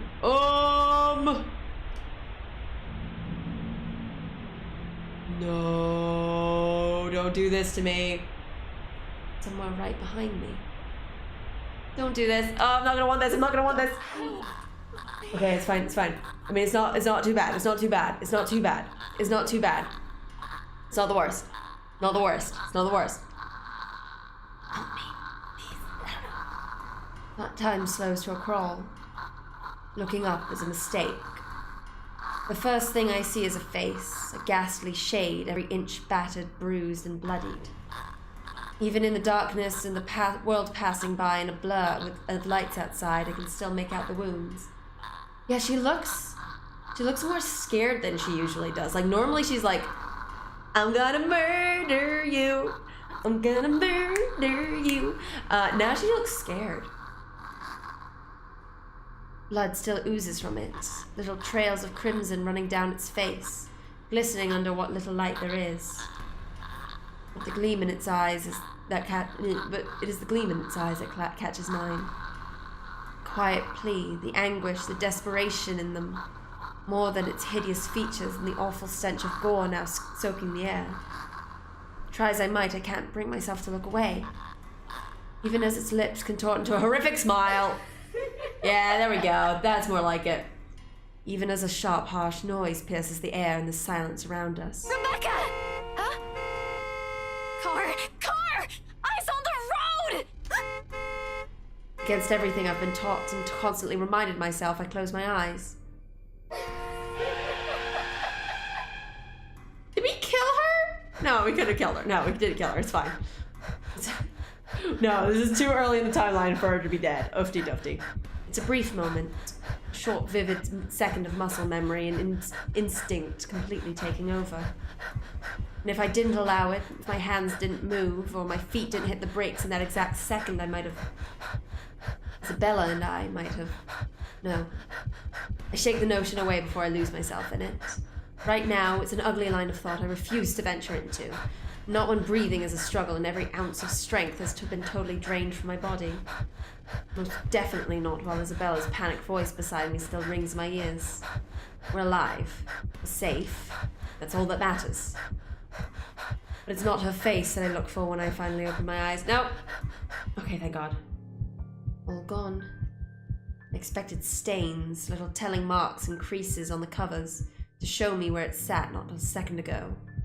But whoever and whatever it is left not a single trace. And though courage is a hard thing to gather at this point, I take what little of it remains in me and turn towards the back seat. Even then, there's none. Or was there really something in there in the first place? Okay, but like, the ghost just trolled her like, huh? But like, Isabella's talking about spooky ghost shit and you're just like, no, ghosts don't exist. I mean, that was a ghost, but like, you know? Ugh. With how empty it is, I'm beginning to doubt it. Stupid flu again. I need a long rest after Ridiculous. this.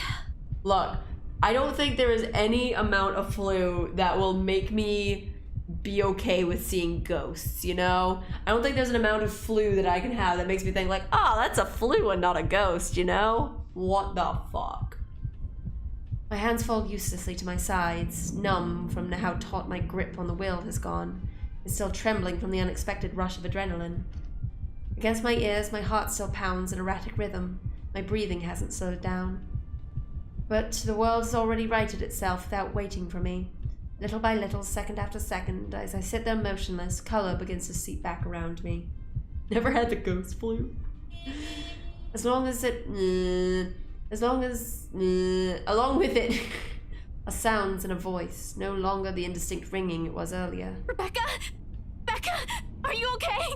Answer me, will you? You're scaring me. You know what? I think we should just call a taxi since... Can you keep it down? Strained, harsh, and completely unintentional. I mean, fair, look, you just had like a horrific moment. It makes sense that you're snappy. With the heat prickling at the back of my eyes and the mouth throbbing at my temple, I could honestly do with a little silence for now. Keep it down?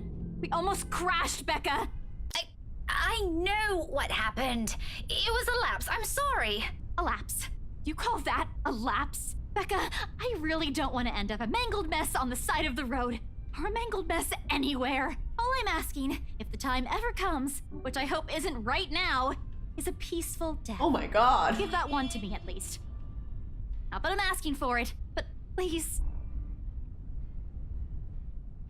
Is it doing this to us because we put her in a coma? Is it doing this to us because we put her in a coma? Is it like, hey, remember when you put your friend in a coma, huh? Remember when you made your friend have a traumatic incident and put her in a coma, huh? Do you remember that? Oh. Isabella.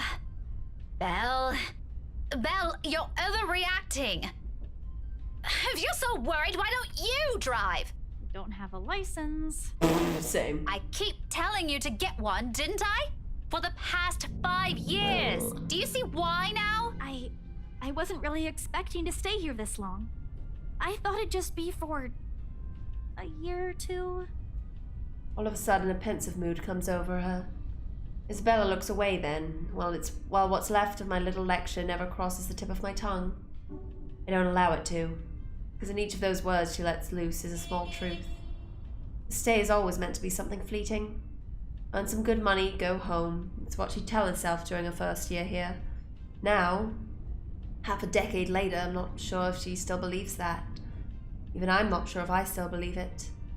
And there's still something in her reasons that has changed along the way. Even if I already have a hunch, it's one thing I never bothered to ask. Those are hers to keep. I'll be careful this time, I promise. Just please.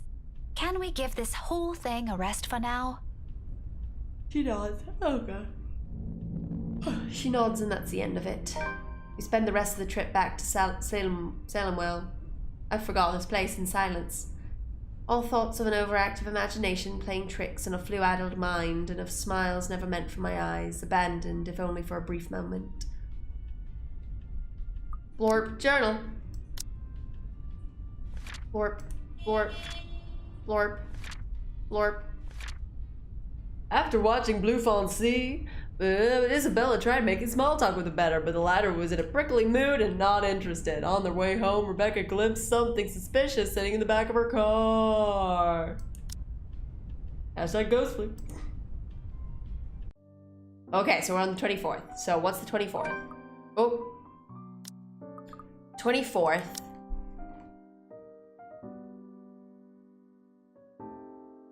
Okay.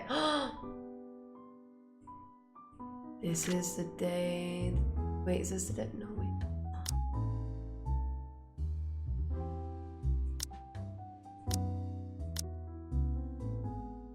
Yeah. Okay, so the 24th. The 24th is when Isabella gets hit by a car. It's punishing us. No. The 24th is when Isabella sees a ghost and gets so scared that she gets hit by a car. No. Oh no. Oh no.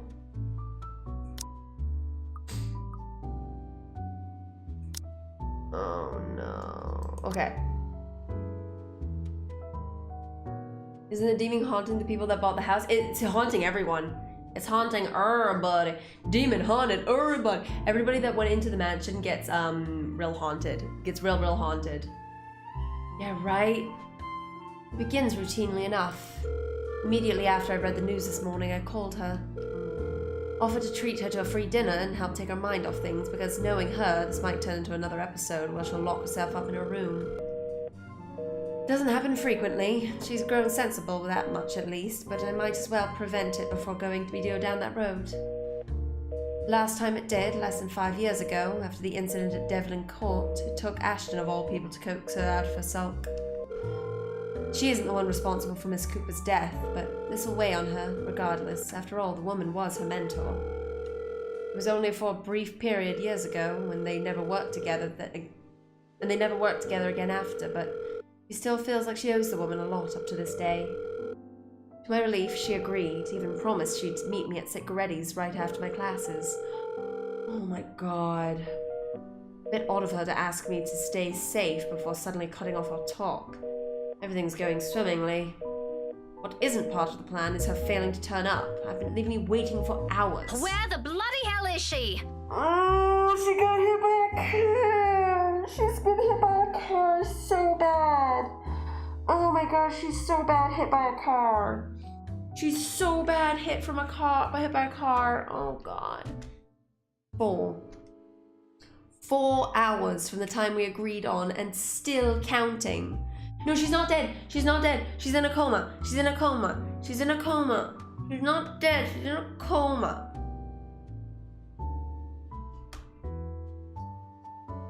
Yet I've not received a single call or text from her. This after I took the courtesy and effort of sending her a message telling her where I'm heading to when I had to leave the school. So the reason she got hit by a car was that she saw the demon standing, or like the ghost or the demon or the wraith, I don't know, standing in an alleyway, and then she was like, "Why are you here? What are you doing?" And stepped onto the road and got smashed by a fucking car. Just smooshed by the car. Do we have like, I wonder if there's like, no. Never mind. Warp. Yeah, this fucking like nightmare thing is having a great time. She could have done that too, at least, and saved me the trouble of waiting. She can be such a child sometimes. Oh, girl, she got hit by a car, huh? I swear, if she locked herself up in that room, she's not going to hear the end of this. So, okay, I wonder if this happened. No, because we say that we are not going to join her in that case.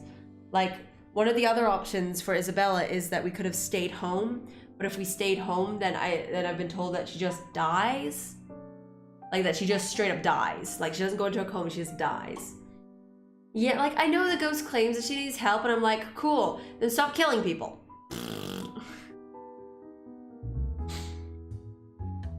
Ugh, stop being a creepy asshole, goddamn. Glancing at my watch only stirs up my temper further. Almost closing time now. Oh, it's a bad scene. I don't like the scene. With the exception of oh no, you mean the scene where she's in her house and gets murdered? Ugh. I mean, I did promise afterwards that we'll go back to the times when they could have died and see them. The exception of a few still in line for some late night coffee and a snack, or those simply finishing their food, the small crowd inside has started to thin out. Half of the normally bustling place is now empty, and the speakers have stopped playing music seconds ago.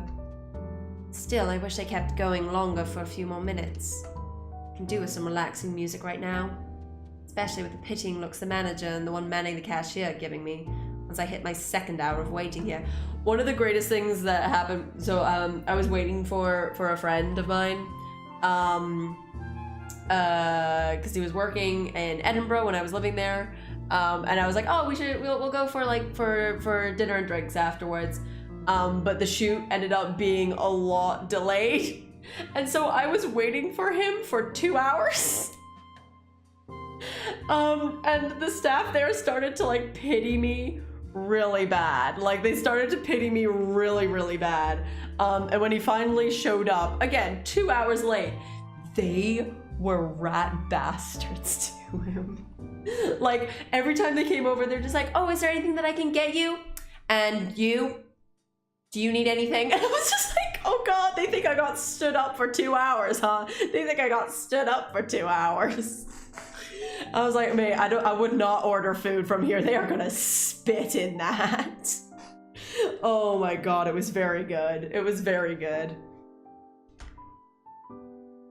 The former even offered me another cup for free after I drank through my second one earlier. Naturally, I appreciate the gesture. The woman has been nothing but kind to us in the times Isabella and I happened to catch her here. This time, however, they probably think my date stood me up or something, even if the reality falls far from it. Extremely far. Honestly, this is more like waiting for your child after school, if there's any comparison to make. Though if it were Ashton, if we were to ever go on a date, I doubt he'd ever do this. He wouldn't. Yeah, Ashton would never get hit by a car. Was mean. He may be an embarrassing friend to have for Zachary and Isabella, and has his odd moments, but he's definitely a reliable guy. Probably the only one I've ever had the chance of knowing this long, except for Zachary. Okay, then what's this thing where there's like, oh yeah, like they're not, like Zach and Becca are not very good friends. Like, they are. If he won't make it, I'm sure he'll at least have the decency to inform me beforehand. Oh, she got hit by a car, Becca. Not that I'd ever have the courage to ask him, or anything of that sort happening anytime soon. Child. I haven't even forgotten my poor attempt at a confession back in secondary. I wrote a short letter to him for him then, only for it to end up unread and hidden away someplace. I might have okay. I had kind of assumed at some point she'd been like, oh, I like you. And then he was like, oh, I'm sorry, I don't feel the same way. But no, that's not the case. She's just never said anything. Oh, fuck off. Might have already lost it, in fact. Whatever. After I moved out from home, along with that diary I used to religiously write on. But all of that's irrelevant and a wholly different matter from this. Besides, it's getting late. It's already quite obvious Isabella has no plans of ever showing up tonight, and if she thinks she's getting away from pulling such a stunt on me, she's got another think! We've been over this, it's another think coming! See, like that, this is the way that it's used. If she thinks she's getting away with this, then she's got another think coming. Fucking think! Okay. When I called her this morning, I genuinely believed she's better than that childish part of her, but it simply proves things otherwise, doesn't it? Okay. Also, even if she has just not shown up, maybe a bit of consideration that one of her pals just fucking got brutally murdered. She should be thankful. No, fuck you. It's only because of my own stubbornness and good faith in her that I stayed here beyond the bounds of what my own patience allows me. And look where that got me. Might as well leave now too. Considering the loud blaring of sirens passing by outside, getting home tonight might take longer. Probably an accident. They rarely happen here in Luxburn, but not entirely unheard of. Most of the time, it just results in heavy traffic and a few roads nearby being temporarily closed off. Judging from the direction the police mobiles, whatever, headed to and from where an ambulance came earlier, it's the same route I take. Joy of joys. Without delaying, I gather my things in my bag and shoot a quick look of thanks at the cafe's personnel for allowing me to stay this long and hastily leave the place. Hopefully I'm not too late and the side streets aren't too congested yet. Oh god. Oh, okay. However, not 2 steps out, my mobile rings out all of a sudden, effectively stopping me in my tracks. I answer without checking the screen, fully expecting to hear Isabella's string of apologies and excuses. A series of reprimands is already at the tip of my tongue. Friends or not, what she did is simply unacceptable. She needs to learn. She's 26, for goodness sake. Oh yeah, you know the yeah. Isabella! I've been waiting for hours! Where the bloody fucking hell are you? We agreed on a time, didn't we? This isn't funny, you know? The one that responds on the other end isn't her voice. This one's deeper, almost out of breath, and talks with a hurried tone. No. Rebecca, it's me. Oh, Ashton. Ash! Why are you calling me so suddenly? Where are you right now? Salem well? No, but I'm about to head home. Yeah, I was supposed to meet with Isabella after school. She never showed up, though. Oh, my heart. Why? Ashton doesn't immediately answer, however. In place of his reply, I find myself focusing instead on the noise coming on from his side. While shouting orders from afar, a few curses flying off and about, someone yelling at another poor bloke. There's also the low murmur of what appears to be a small group of people around him. Farther back, if I strain my ears, it's the din of horns and vehicles driving past. He must have been assigned on another case, called into another crime scene in the middle of the night at that. We'll probably end up spending time there until the investigations last, likely until tomorrow, without even getting a shut-eye or a short rest. My lips press tight at that, but I don't say anything. Any attempts to call him out on it before has resulted in an argument. The best I can do at the minute is keep these opinions to myself, no matter how much I disapprove of it, even if I'm not the only one who shares the same opinion. Even Zachary and Isabella have something to say about it. I'm simply the most vocal out of the 3 of us. That aside, none of those explain why he's calling me in the middle of his work. Ash, are you still there? I'll be home soon. If this'll take time, just call my landline number. Give me about half an hour. I should be able to find a quicker route home, hopefully. No, Becca, don't go home yet. It's going to get late if I don't leave now, Ash. There seems to have been an accident along the route I take, too. I'm not sure, but I saw a couple of police mobiles rushing past a few minutes ago. Yeah, why do you have a landline, motherfucker? Who got a landline? You wouldn't happen to know anything about that, do you? Becca, about that. I need you to get yourself to the hospital. God. Hospital? Right now? Why? Hollow feeling suddenly creeps down to my stomach, despite having eaten dinner mere minutes ago. Ashton's hesitation doesn't help either. Whatever his reasons for calling, it can only be taken as unpleasant based solely on his tone. Ash, is there a problem? Wait, it isn't you, is it? Did you get hurt or something? I told you to never make a joke about that. Please tell me this isn't one of those— It's not for me. Calm down, Becca. Well, why the sudden need for a hospital visit then? I sure as hell am not sick. Who's it for? Silence again. His dilly-dallying is simply his reluctance, or he's just carefully measuring the weight of his next words, I can't tell. For all his good looks, he can be brutally blunt without putting a concerted effort onto it. Within our small circle, unless we really have no other choice, no one ever trusts him with the task of delivering bad news. And this is one, isn't it? We put him up to this. The fact he's dragging it out like this only increases my apprehension. Ashton, if you're just going to hum and haw for the next 5 minutes, we're better off— It's Isabella. Come again? Isabella. Scaredy cat. She's... Inappropriate. Okay, listen up. You didn't hear this from me, and you're not the one who should have heard it first, but Someone has to be there with her, and I can't. Hold on. What exactly happened? I was just talking to her this morning. Now you're telling me she somehow ended up in a hospital? Yeah, that accident you mentioned earlier. It's... Bloody hell, Ashton, out with it! Just a few hours ago, a car ran her over while she was crossing the street. I can't give the details yet. We're still checking on the cams, but the driver fled afterwards. Yeah, yeah, if my friend had like been like 4 hours late without an explanation and someone's like, oh, there's been an accident, even if it's just someone being like, there was an accident that happened on a road that was anywhere close to where my friend might possibly maybe be, I would be in full panic. I would be in full panic. But like, I've got anxiety, so like, bleh. She was left bleeding in the road.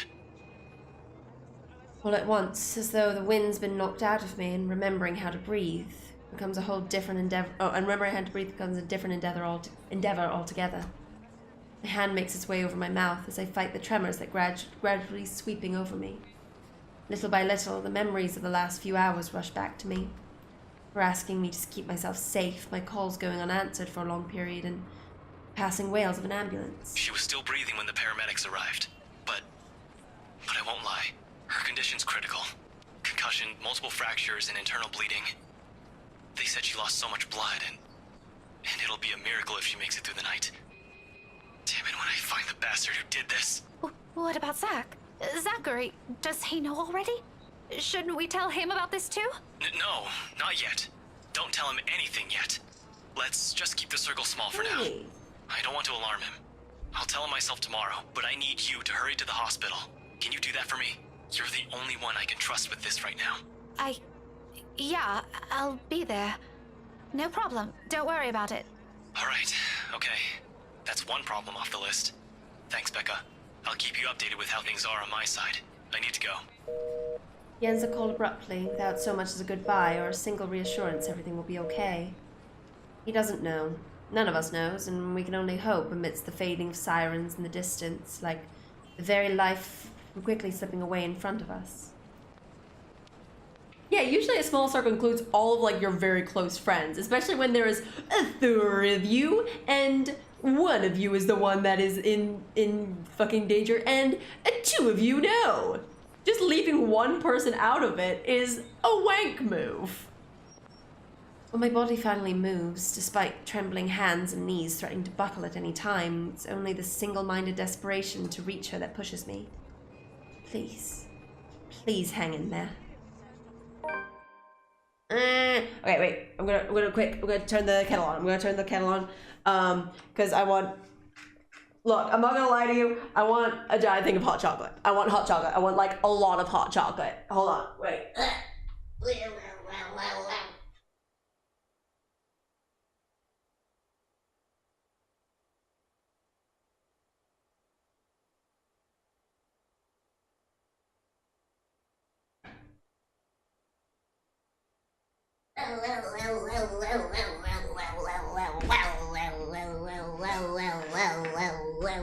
Okay, I'm back. Kettle is on. Kettle is on. We'll have hot chocolate soon. Okay. Right? I do want, like, hot chocolate's very good is the only problem. And we might have squishy cream, but we don't have any marshmallows anymore. We used to have marshmallows in, so that for the good shit, for that good shit, but not right now. Okie dokie. Okay. The whole ward is almost too quiet when I arrive. No paramedics or nurses zooming past, no doctors in scrubs blaring out orders, or even patients moaning and whimpering in the triaging area.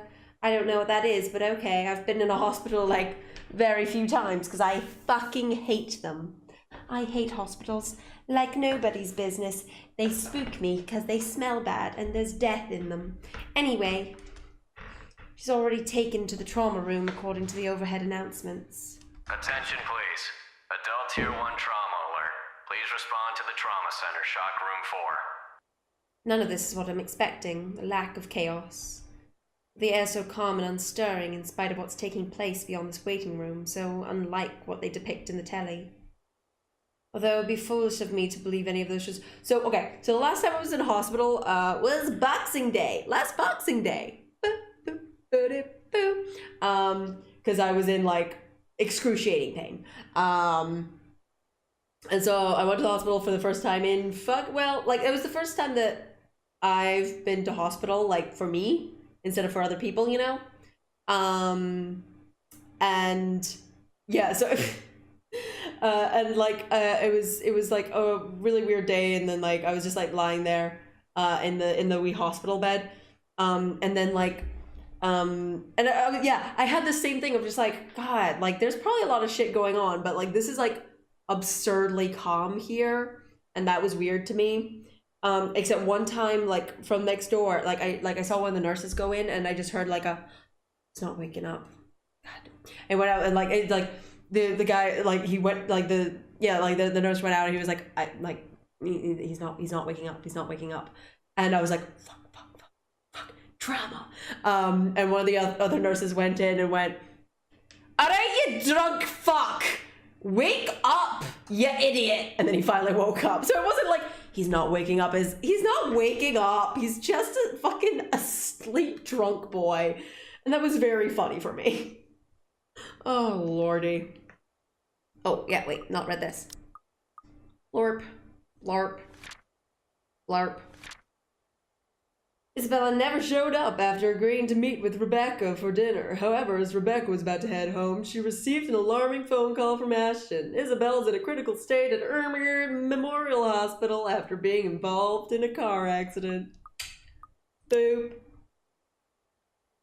Triaging is like determining the priority of the incoming patients based on the severity of their conditions. Oh, that makes sense. That makes sense. Okay. I know things now. There may be some degree of accuracy in it, true, but it's all often done for the sake of entertainment and stirring up people's emotions. Yet despite fully knowing that, I still crave for the noise, the commotion, the worried voices, or even the shouting. Anything. Whatever that will temporarily take the edge off my nerves. Okay, I think that's my kettle. I think my kettle just did the thing. I'm gonna put on some music because it takes a minute. It takes a minute. It takes a minute. Okay, BRB, hot BRB. Wait, florp.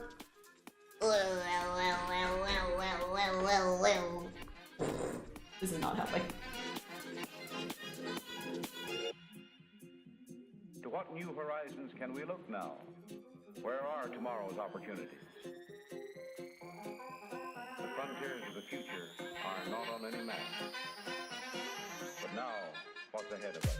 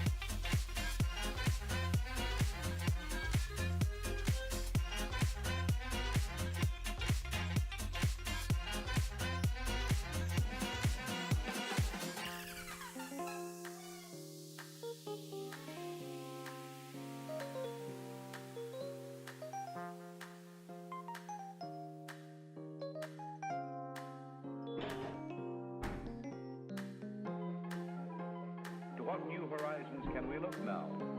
Where are tomorrow's opportunities? Oops. Okay, I might have put in too much whipped cream. This is like half whipped cream now. But, look, shut up. Okay, florp. florp, and wait, and florp. Okay. Can you show the game? There we are. Hit low. Hit low. Florp. Instead, much like everything today, all I get to have when a trauma nurse finally shows up is an impassive declaration of, "She's in a critical condition, ma'am." Nothing I've not yet heard from Ashton before. He does. Oh God. Yeah, look, it's different. Look how different it is. Look how different that the coloring of the letters is. I'm so smart. I'm so smart and good. I'm so smart and so good. I'm so smart and so good. Yeah. I got, it's cold cream with hot chocolate. The cream is cold. It's not now, it's now sinking in. Whatever. That was too hot. He doesn't spare me another word, not even a single explanation of what they're doing to Isabella. The next minute, I'm being entrusted with her belongings. Everything now smeared. I was gonna say smeared, like on a bagel. Everything now smeared with and reeking of fresh blood. Afterwards, it's back to the silence again, longer this time. With only glass doors, occasional whizzing, as well as a nearly wooden voice over the hospital's intercom company. Paging Dr. Nicholas Vogel to Lord William Ward. Shock Room 4. Please report to Trauma Center Shock Room 4 stat. Is that the same guy that voices Ash? Were they just like, hey guy that voices Ash, can you just do this as well for like a hot minute? Whatever. Dr. Vogel, please. But who am I to demand for more, when in some part of this bloody emergency ward, Isabella's fighting for her life? Scooch. Need a scooch. Ow! Okay. In the end, no matter what my complaints are, what I want to hear or see, they're all useless here. I'm useless here. Dr. Vogel, please report to the Trauma Center Shock Room 4 stat. So, Dr. Vogel, can you stop being a fucking wank and just get there? All I can do is sit down and wait. Go through every small motion to keep myself occupied. Prevent my mind from thinking every ugly scenario this might lead to. Yeah, Dr. Vogel is from other fictitious universe, isn't it? Wait, Dr. Vogel. Yeah, no, I'm gonna have to look that up, huh? I have to look that up. Vogel. Vogel. Dexter. Dexter? Wait. It says Dexter.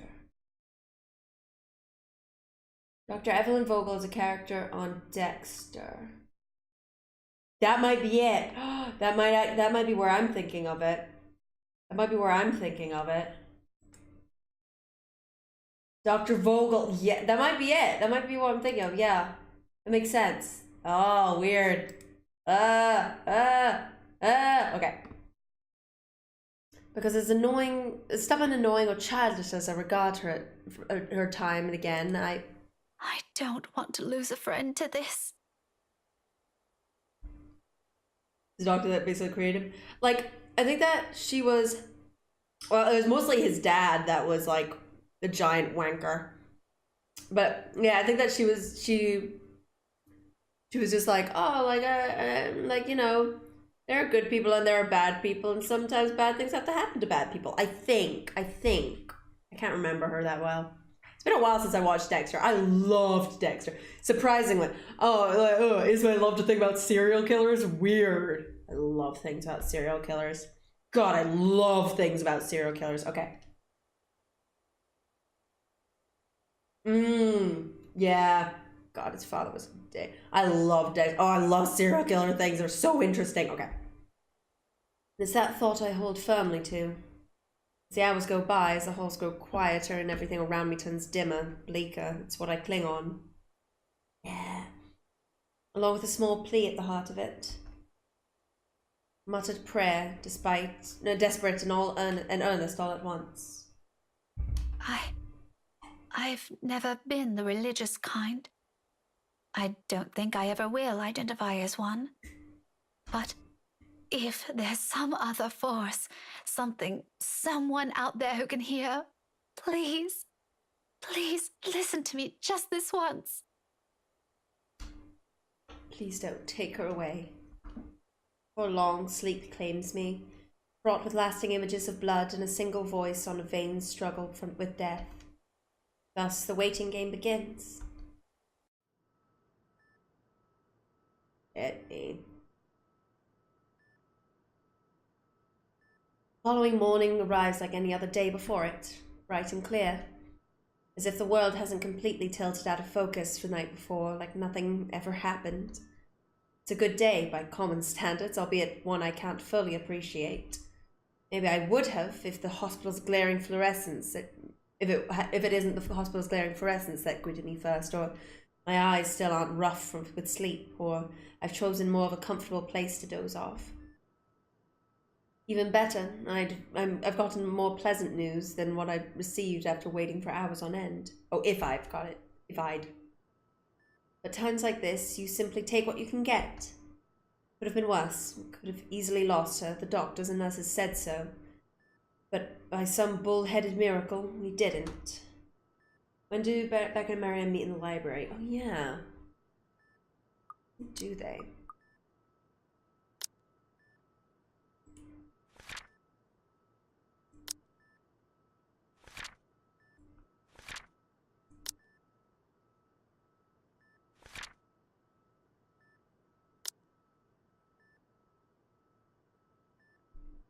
No. Okay. Is that earlier? Marianne. Okay, that was the 22nd. So that was ages ago now. So that was ages ago. Well, that was 2 days ago now. I think. Wait, no, 3 days ago now. It was 3 days ago now. So yeah, they met 3 days ago. So we're not gonna get that from her perspective. But you know, she's actually found some use for her stubbornness. If she survives this, then it seems this will be the last time I'll rail on her about that. Might have saved her after all. He had to induce coma, yes. It may not be what she wanted, but sure as hell isn't the end for her, and that's enough. That's good enough. We can work from there. At least, like this, we know, in our own little way, Isabella's still fighting, and hoping isn't such a futile thing for us. Zachary thinks so. Like me, he never falters, not even once since he arrived and joined me in my vigil.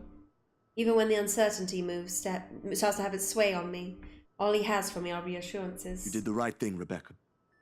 You don't know that. What if she doesn't want this? Do you see all of these? Wires and tubes and bandages everywhere. She's barely herself, clinging to dear life as it is.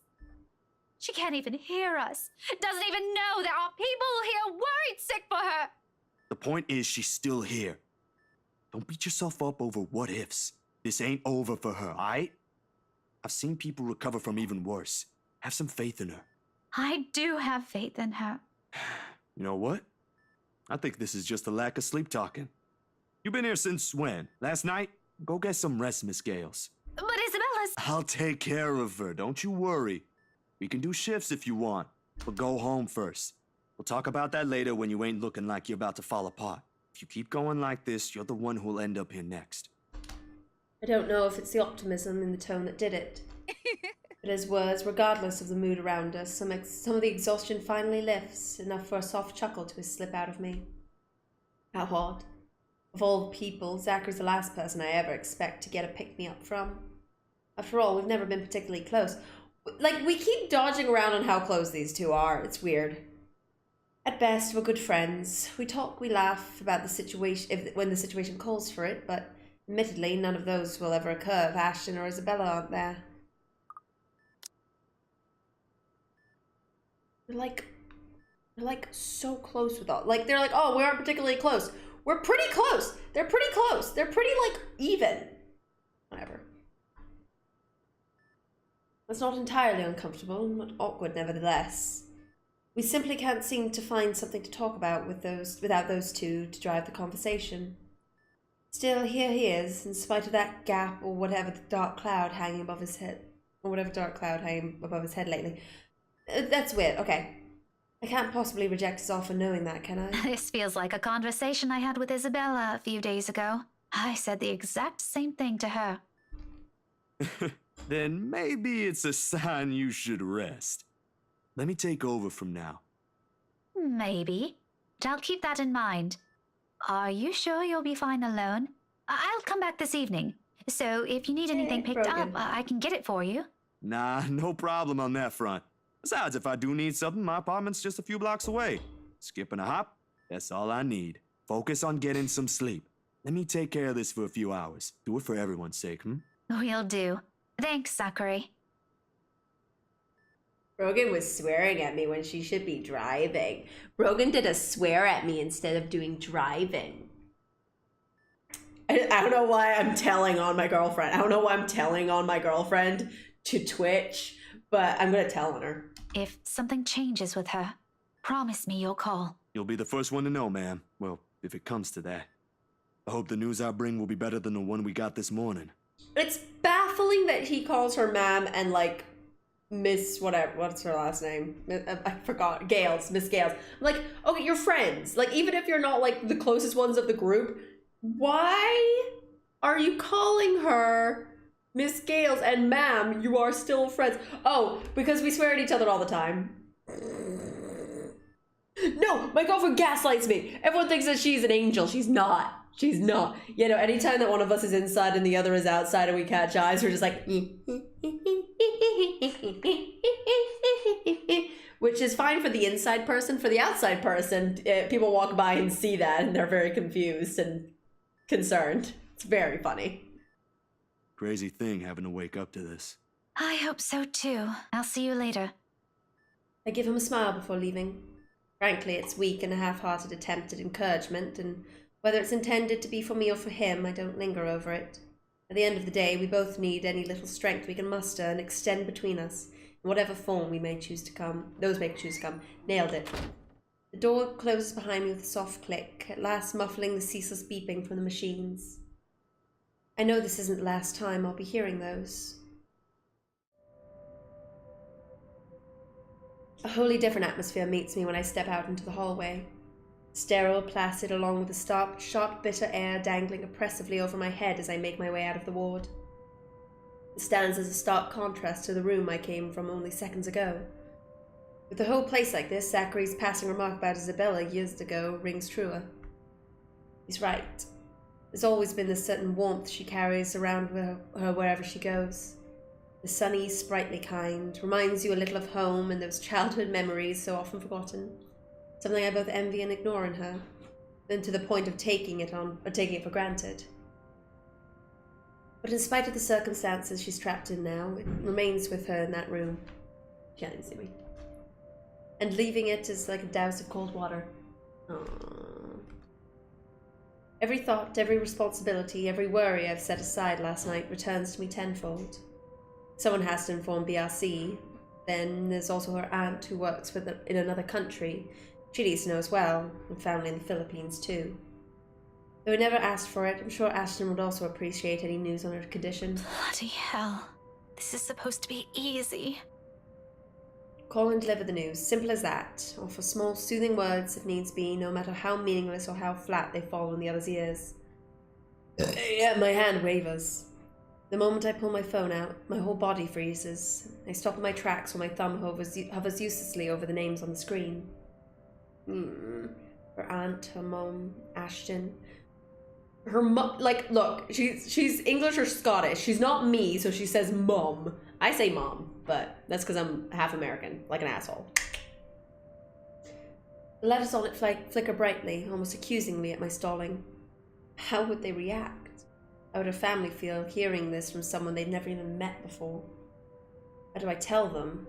What do I say? There are a million ways this can go, and none of them are pleasant, all of them out of my control. But I can't simply pawn this off on Oh, and someone else, can I? Oop. Even before I agreed to be her emergency contact, I always known the responsibilities that come with being named one.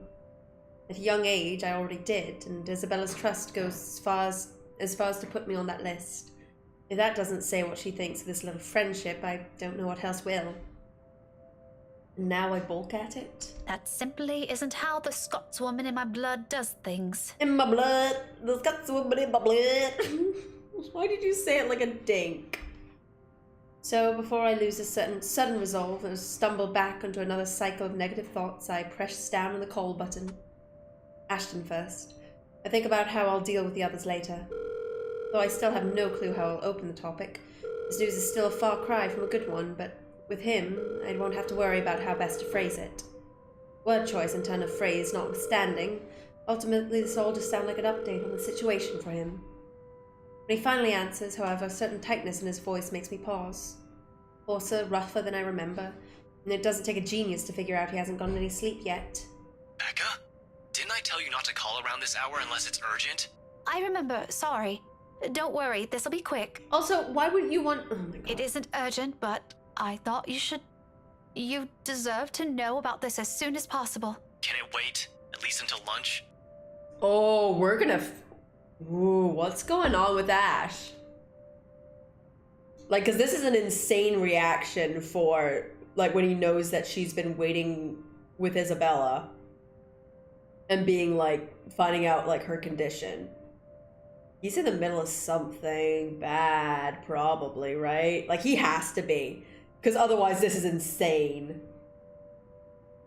This is insane. If he's not, like, literally, like, in the middle of a shootout or some shit, this is an insane thing that he's doing. Just being like, can this, like, news about our friend being alive or dead wait? He has to be in the middle of something. He has to be, right? It can, but I'm about to... Rebecca, I'm in the middle of something right now. I can't really talk over the phone. I'll just call you back. What's happening? What's happening? The shuffling. Oh, is he like, has he snuck in somewhere to investigate something? I bet you snuck in somewhere to investigate something. Like the papers is him like looking through things. Might be thinking, like, be like trying to catch the killer. Okay. Or what? Or like his like killer, whatever. Okay. Okay.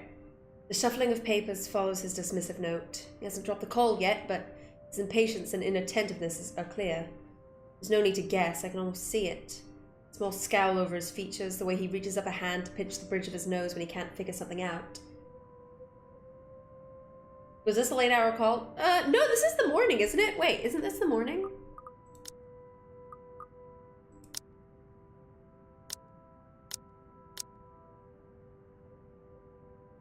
Yeah, because, like, I know that this happens in the morning. Like, Zach gets a call from Ash, like, at 6 in the morning, being like, go to the hospital. And then it leads to this scene. So this isn't late.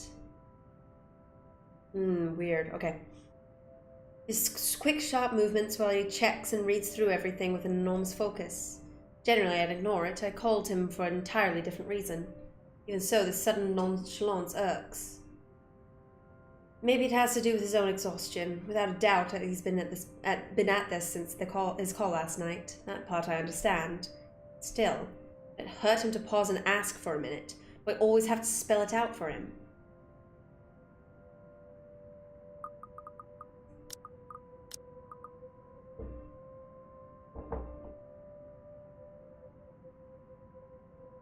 I don't know. I don't know. What do I do? What do I do?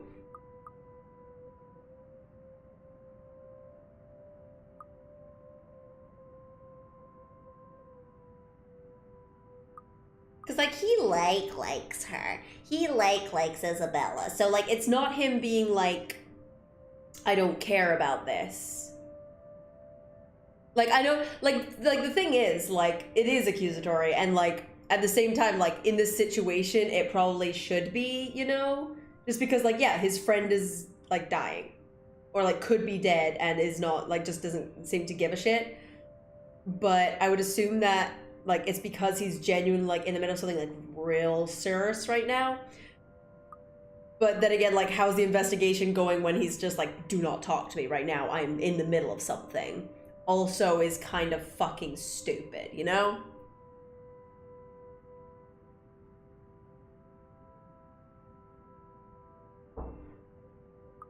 How's the investigation going? How's the investigation going? Do you like that? Yeah, you liked it, but like, ugh.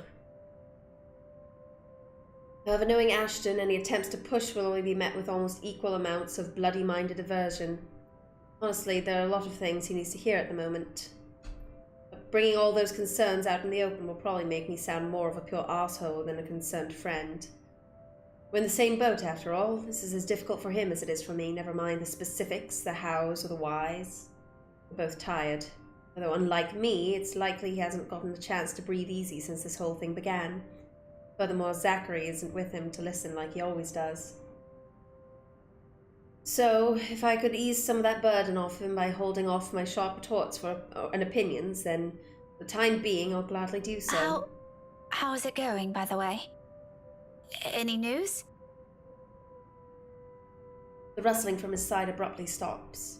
All of a sudden, a hush sweeps over him, and immediately I recognize it. This is him mulling over how best to articulate his answers, how to weave together those little truths he's not ready to brave. Because doing so reveals too much of those fears, his weaknesses, and what he believes he failed to do. Unspoken as those may be, they echo louder in this silence. They all seep through the tiny cracks beginning to show in the wall he keeps. It doesn't really last long enough to hold. When he regains his bearings, the shuffling returns with it. Less urgent, milder than his actions earlier. No, now I'm going back to being mad at him. Like, if he's able to stay on the line, then maybe he's not in the middle of something, like, as life and death. I might be going back to being, I might do a little switcheroo and be mad at him now. A soft exhale and his exasperation comes at its heels. Not good. Not good, as in... As in, we aren't getting anywhere, Rebecca. What about the surveillance cameras? You said you were going to check those last night, didn't? Can't you use them? It must have caught something. Yeah, we got the footage we needed. Oh, shit. Don't talk like that. They spent a good chunk of the taxpayers' money on those, didn't they? I'd be cheesed off if you can't even find any good use for it. That's precisely what's frustrating about this. Those are top-of-the-line security cams. They're not supposed to just stop working. But that's how ghosts do. That's how ghosts do. But that night they were all useless. The recording chose to fuck up the exact moment we needed them. How dumb is that?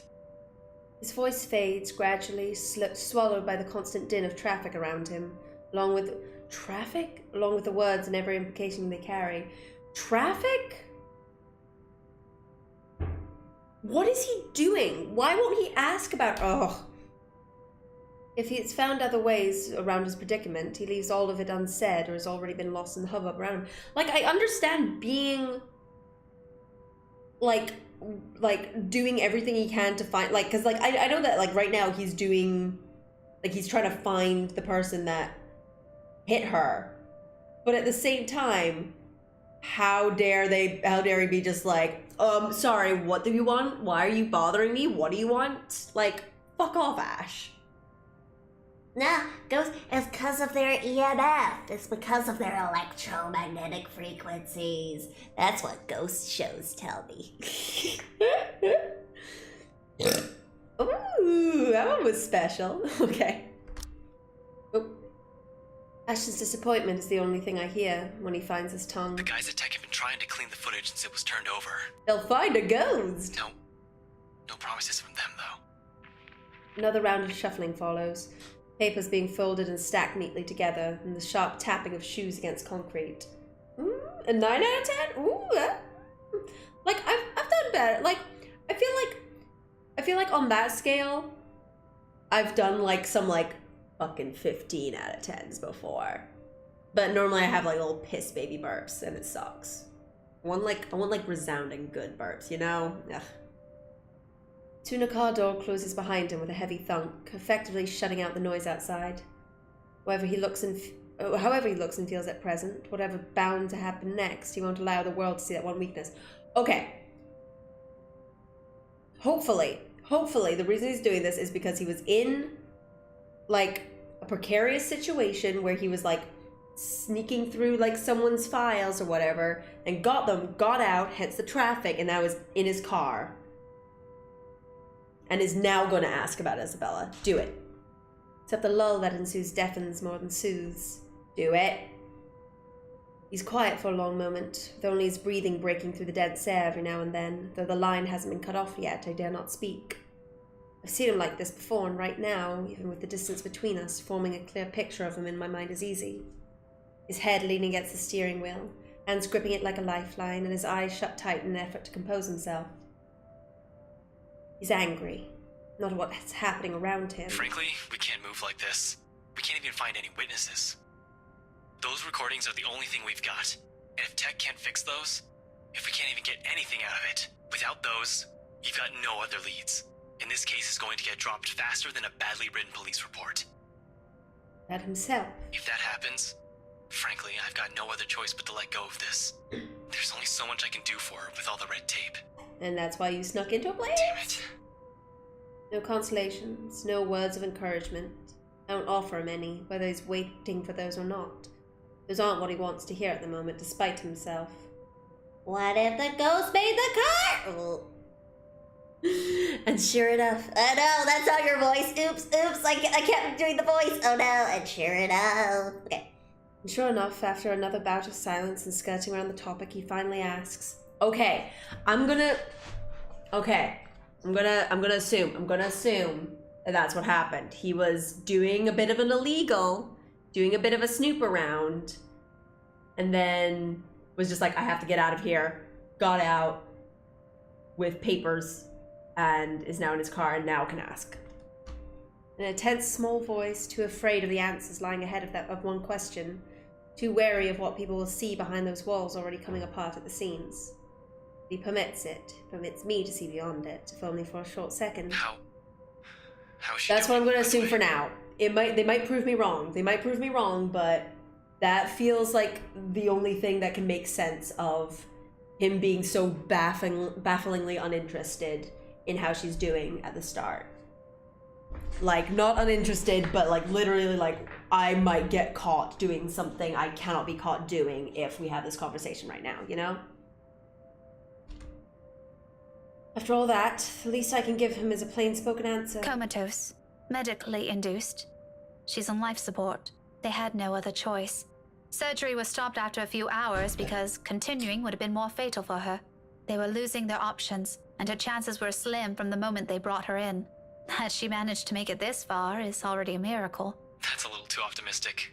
Is that how they phrased it? No, not exactly like that. Just give it to me straight. The doctors said... they were...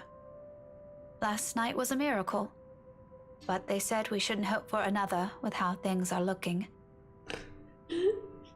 I gave Broken a thumbs up because she's off out to get the shop, and like I was like in the middle of me going she was in the middle of going and so I made her feel bad because I was trying to be a good, nice girlfriend while she was being mean girlfriend. I could be your GF or your BF. You're fucking good fucker or bad fucker. I can't remember. Good frog or bad frog. I can be your good frog or bad frog. I'm the good frog. She's bad frog. Ismay's the good frog. Oh dear. Okay. They aren't going to do anything without our consent, I'm the of good course, frog. but it'd be best if we let her family know. Look, I was just like, yay! And then she was like, fuck you! I swore at her afterwards, but like, she also had no regrets. Like, you're like, oh, you made Brogan feel bad for doing your usual fun joke. No, I didn't. I tried to, and then she went, because she's an asshole. See, she's bad frog. Ismay is good frog. I'm a good frog. Let them decide. I see. I expected as much. Have some faith in her. It'll get better. I wish I could tell those same words to him with the same certainty Zachary does, but we're people rarely swayed by blind optimism. Ashton especially. He's seen her last night. He's known the odds even before the doctor saw her. It's very probable, you know, it's very probable he's already steeled himself for the worst of it, even before the news came. This one might seem better. She's alive, she's still with us, but when you look at it from his point of view, is there even any difference? With Zachary, it's easy to believe there is. It's not too difficult to hope. With Ashton, None of it is in his tone when he mutters a quick goodbye and cuts the call. In truth, I'd hoped I'd somewhat be able to urge him to drop by and check on her. But as the last busy notes fade from my phone, chances of him ever doing that grow ever slim as well. But he does, and then you get pissy about it. Okay. He'll keep at this, and until he's exhausted all of his efforts, it'll be just me and Zachary with her. The weight of that thought alone already feels staggering. If I have enough mental capacity to take this on right now, I'll gladly do so. The call lasts like 50 minutes. I mean, it lasted 15 minutes because we pissed around with it for a while, huh? Oops. Just to get everything over with. But the way things are, and I am now, I'll only end up doing more harm than good, both to myself and those around me. Besides, the more pressing matter is getting out of this place. Because when I look up from my phone and finally take in my surroundings, only an unfamiliar hallway greets me. Brightly lit as any other corridor here, although oddly void of people in the usual hospital clamour. Why? Why? Are there ghosts in this hallway? Is this a ghost hall? Is this a ghost hall for ghosts? Fuck you. No voices announcing over the intercom, no beeping from machines inside the rooms, not even a single patient waiting or the occasional doctor or nurse on their rounds. Must have taken a wrong turn somewhere while I'm busy worrying about those phone calls earlier. That ought to teach me something. Yeah, don't like this. Don't like it when no one's around. That is ghost time! That's prime ghost time. Prime ghost time. Okay. Of all the places to get lost at. Never thought much of hospitals before. They're a necessity. Walking alone in a deserted area inside one, however, with the walls coming off too white, too clean in my eyes, and perhaps even too dull. I can't help but feel a bit queasy about it. Heavy, unsettling feeling lands on my stomach. It's a bit unnerving, but far more agreeable than the sensation of being watched I've been enduring these past few days. And I know I shouldn't do this here, but... Hello?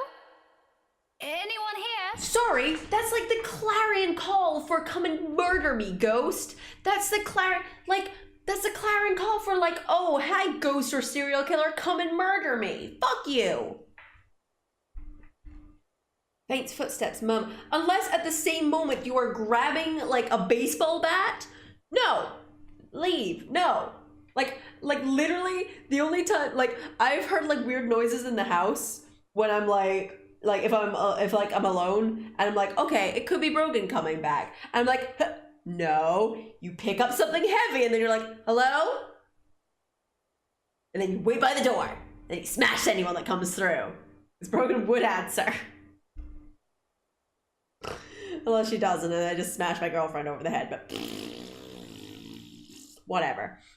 Faint footsteps and a murmur of voices echo from somewhere. Still no one responds to my call. Merely bounces off the walls before dwindling until all I have for company is the sound of my footsteps. Admittedly, this is a little disconcerting. For now, I let the distant noises guide me as I walk along the empty corridor, looking for that exit that'll lead me back to the main lobby or anywhere I can ask for directions. A good minute passes. And another. Dr. Vogel! Dr. Vogel! You can't see, my face is on it! Wait. Dr. Vogel. Dr. Vogel! Dr. Vogel, the doctor is in! Dr. Vogel! Dr. Vogel! Dr. Vogel! They're a neurosurgeon. For her brain! Okay. About to turn around and retrace my steps instead when... Mother! No, I'm good. No, I'm good out here. Taco's good out here. Taco's good out here. No, thank you. I also forgot that I'm wearing a crop top, so I can't like pull my shirt up to my face. Otherwise, there's just tits there. Are you leaving, you motherfucker? Just as a creepy child comes in, you bastard. No! No, Alfred, no! Don't leave me! Okay. The sound of it makes me halt. A little muffled and infrequent, but grows louder after each passing second. The hallway devoid of people, I don't have to strain my ears to pinpoint where it's coming from. And so I walk fucking in the other direction. Not too far ahead, in fact. Just past the sharp turn at the end of this corridor. And clearly, It's the voice of a child. Where are you, Mother? In a normal day, I wouldn't concern myself with this, considering where I am. Hundreds come and go here every day. Whatever business they have here, whether they arrived in tears or not, I've got nothing to do with it, and vice versa. Oh! Personally, I don't think a stranger's worry would do much when there are nurses and doctors already attending to them. But it also begs the question of why a child is here crying, possibly on her own. She happened to wander here like I did? So I can't just very well leave her here, can I? Except I can! Peace the fuck out, bitch! Can't even find my own way out. What more if it's a child? Though I'm quite sure the hospital is a safe place and the roaming staff will eventually find her. Who knows what else might happen if I just leave her here? Mother, please. I don't want to be alone. I want you to be alone! I want you to be alone! In any case, I don't have the heart to turn my back on this. Not when the kid's just a few meters away from me. No, don't. Might as well check on her, make their job easy, bring her with me to the lobby where her parents could easily find her. It's not totally out of the way. So gingerly, I seek her out, because I want to die. Taking light, mindful steps as I approach where her sobs come from, hoping not to startle her. My caution, however, is ineffectual. The closer I get, the more frantic her sobs become. Try to ease her fears by calling out to her, but I don't want this. You don't get to see this scene as Isabel doesn't get by the car. No! Hey! Hello there? Can you hear me? Mother, please. She's here. She's here, Mother. She's going to take me. What? I'm not going to hurt you. Are you lost?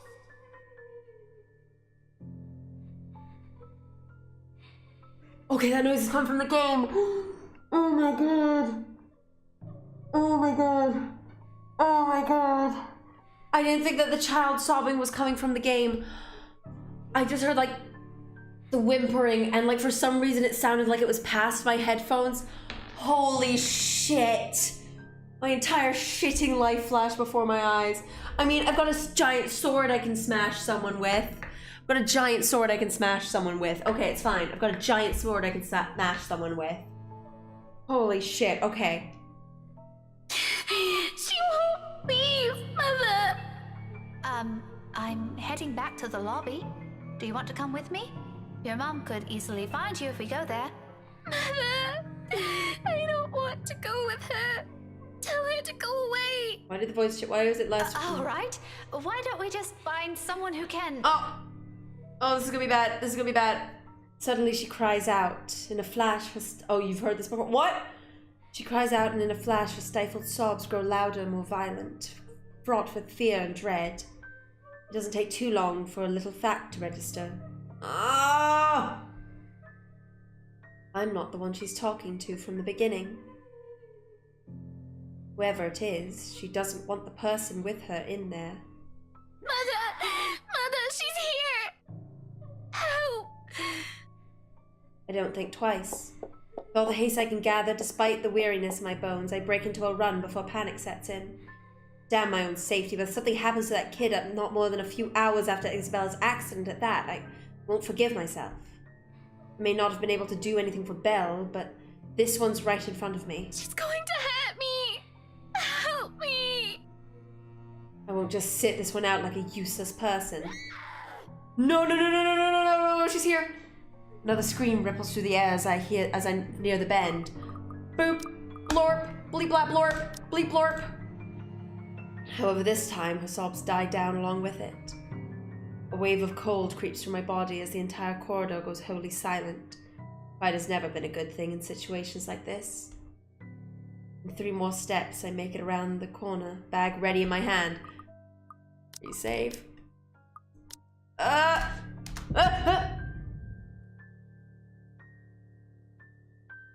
What? No, why is the Ermagerd? Why is it Ermagerd? Oh wait, this is the Ermagerd Memorial Hospital. Okay, that makes sense. That makes sense, but like... only to be greeted by a wall the moment that I turn to the adjoining hall. A dead end. It takes me a few slow moments to take it all in. despite the adrenaline coursing through my veins. No sign of the girl or whoever's with her. Just an empty alcove and a single painting sitting on a bare wall. Where did they... A quick scan of the area reveals nothing, not even a hint of a scuffle.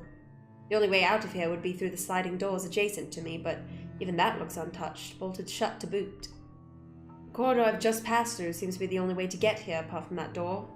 I would have met them if they tried to leave. I'm far from having Ashton's keen observation, but that certainly doesn't sound like a simple tantrum you can shove under the rug and forget about.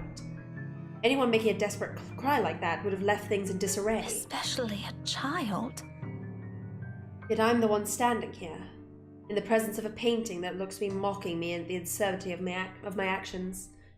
Although, to be fair, the real Lady Charlotte Ermagerd probably won't be doing any of that sort. Local history is constantly written and spoken of the woman fondly, endeared to everyone, much like her parents. A beloved child and heir up until she took her own life. Ah! A pity, but that's a lesson for another day. What the fuck? Above my worries over what I heard of finding that child, I've yet to find a proper way out here. Thankfully, I don't have to fret over it longer. Soon another voice calls from the opposite end of the hall, one of the custodial staff, from what little I could glean from his uniform at this distance. He doesn't bother hiding the annoyance in his tone. The sound of it, this doesn't appear to be the first time someone's subconsciously ended up here. You there! What are you doing? I'm sorry. I think I took a wrong turn somewhere. What the fuck? Well, wherever it is you want to go, it isn't there.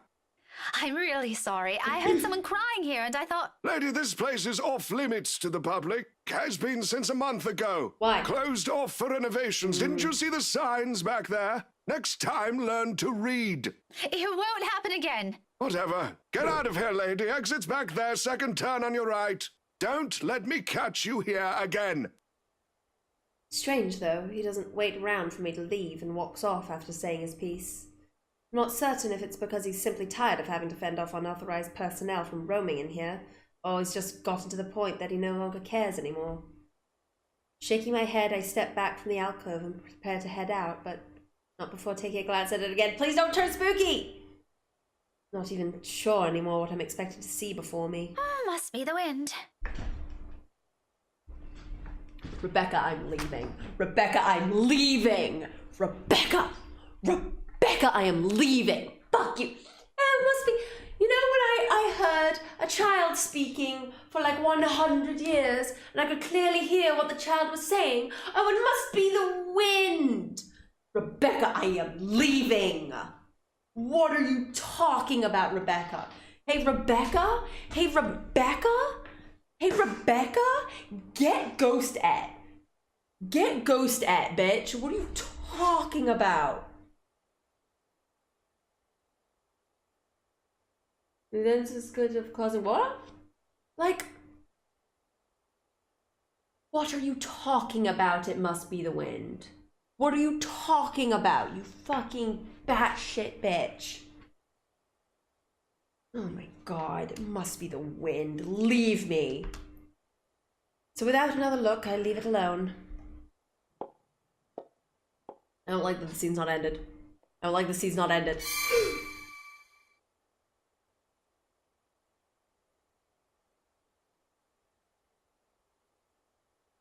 Yeah.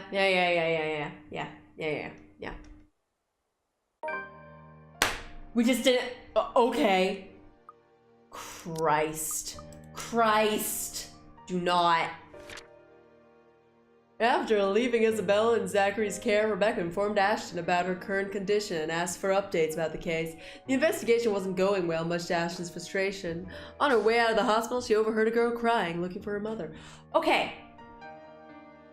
I don't know if I'm just like bullshitting here, but so far, so the ghost or whatever has either been herself, right?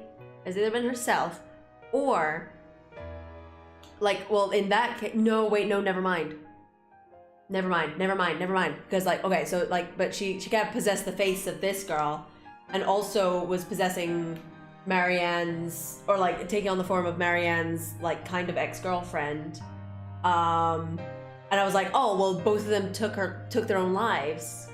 So maybe that was something, maybe that's something. But then I remembered that the ghost also like kind of took over the wee girl. What was the wee girl's name again? But she also, yeah, she took over that wee girl for a little while, so that can't be anything. Okay. Coming home feels like a lame attempt at normalcy. False return to it. Although what surprises me more is how easy falling back into my usual routine is after I've been forcefully tucked all my worries away. Kylie, yeah, that's her name. The rest of the afternoon, against what I've told Zachary before leaving, I've busied myself with every unimportant, mindless task I can get a hold of. What can I do? Sleep simply isn't an easy thing to come by at the moment. The time sun sits well over the horizon. I also didn't see what day this was. Much of the work I got scheduled today has been finished. All that's left... Bye, Felicia! It's the most bye Rebecca time of all time. Like, fuck off, Rebecca. All that's left for me to deal with is the mail. Even Isabella's family has been given notice of the accident, regardless of how I felt about doing so this morning. It didn't take too much effort, actually. The words I've been turning around in my head, the same ones I've been dreading to deliver, have long since lost their meaning after my little call with Ashton. Now they're just phrases, symbols, meaning nothing. Mum took it well, in spite of that. But if there's more to the unruffled reaction she gave, it's one thing that she doesn't let show. So very much like Isabella. Is this because of the kind of life she has back home? Not that I'll ever fully understand. I'm my parents' only child. We weren't well off, but so far I've lived a relatively easy life. I didn't have to think about bills or food for the next day, or paying for any siblings' tuition on top of my own, or supporting a sick father's medication. All I have to worry about are my grades, and gain Mum and Da's approval, or what we'd be having for dinner. When put next to hers, they all pale in comparison. They look less like problems and more like petty issues this way. Petty issues?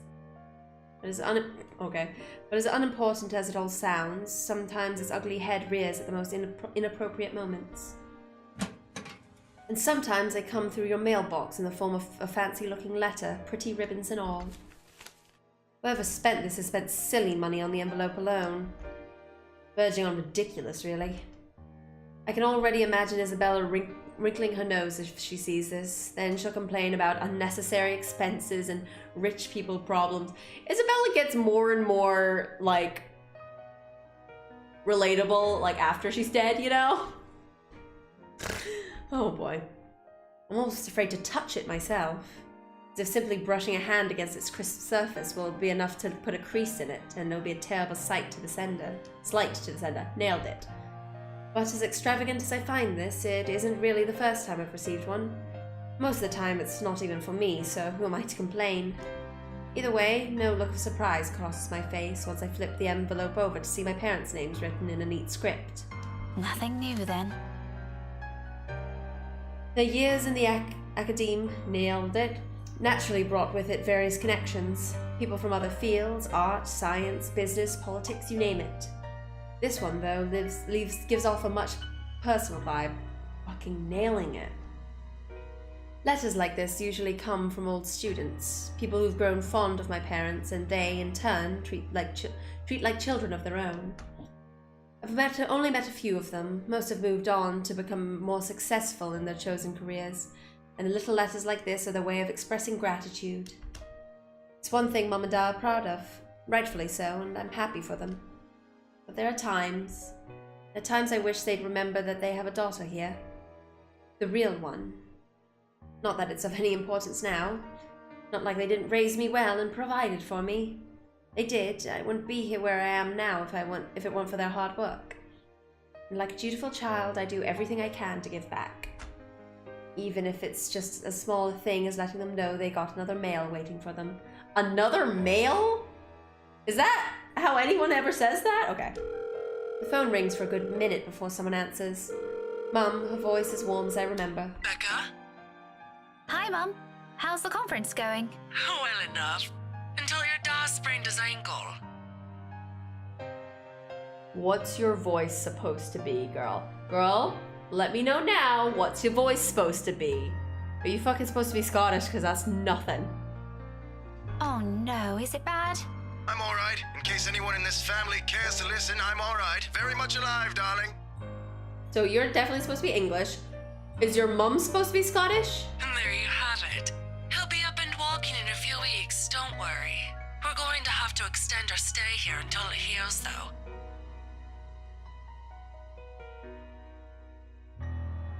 Some baffling choices were made. Is something the matter? Nothing big.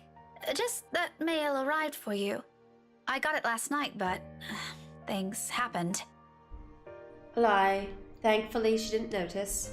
Oh, sorry. Oops. Wait, did I skip past something? Oh, no, I didn't. Okay, it's fine.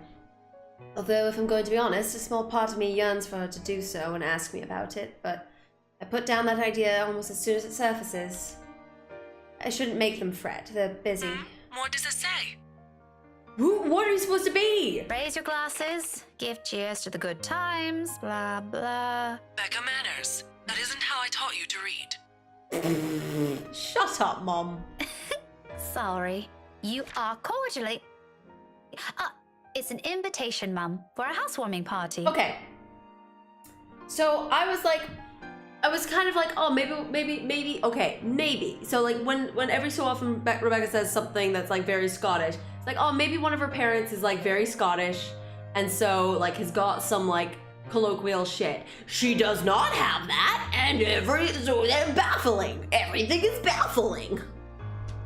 From, Hannah? Why, in what world would you read that and not say Hannah? In what world would you read that and be like, oh, it's definitely Hannah, and not pronounce Hannah like every fucker else in the world ever says it? The name rings a bell, though at the moment I can't recall when or where I've heard it recently. Must be nothing too important if I didn't bother committing it to memory. There are a lot of Hannahs in the world, so who knows? Hannah. She also wrote you a note, Mum. It says you used to be her private tutor at the Evans mansion, and that she misses you and would love to see you two again. Oh no. No, the audio messed up. No, audio from our last crit chat messed up. No, please, no. Okay. Makes my heart clench to read another openly say those words to them. Same ones I want to tell them. Then say them. Done. I want to see you too. It's been years since we've been together as family, and if there's one thing that hasn't changed from childhood, it's that Mum and Dad are still busy with their respective careers.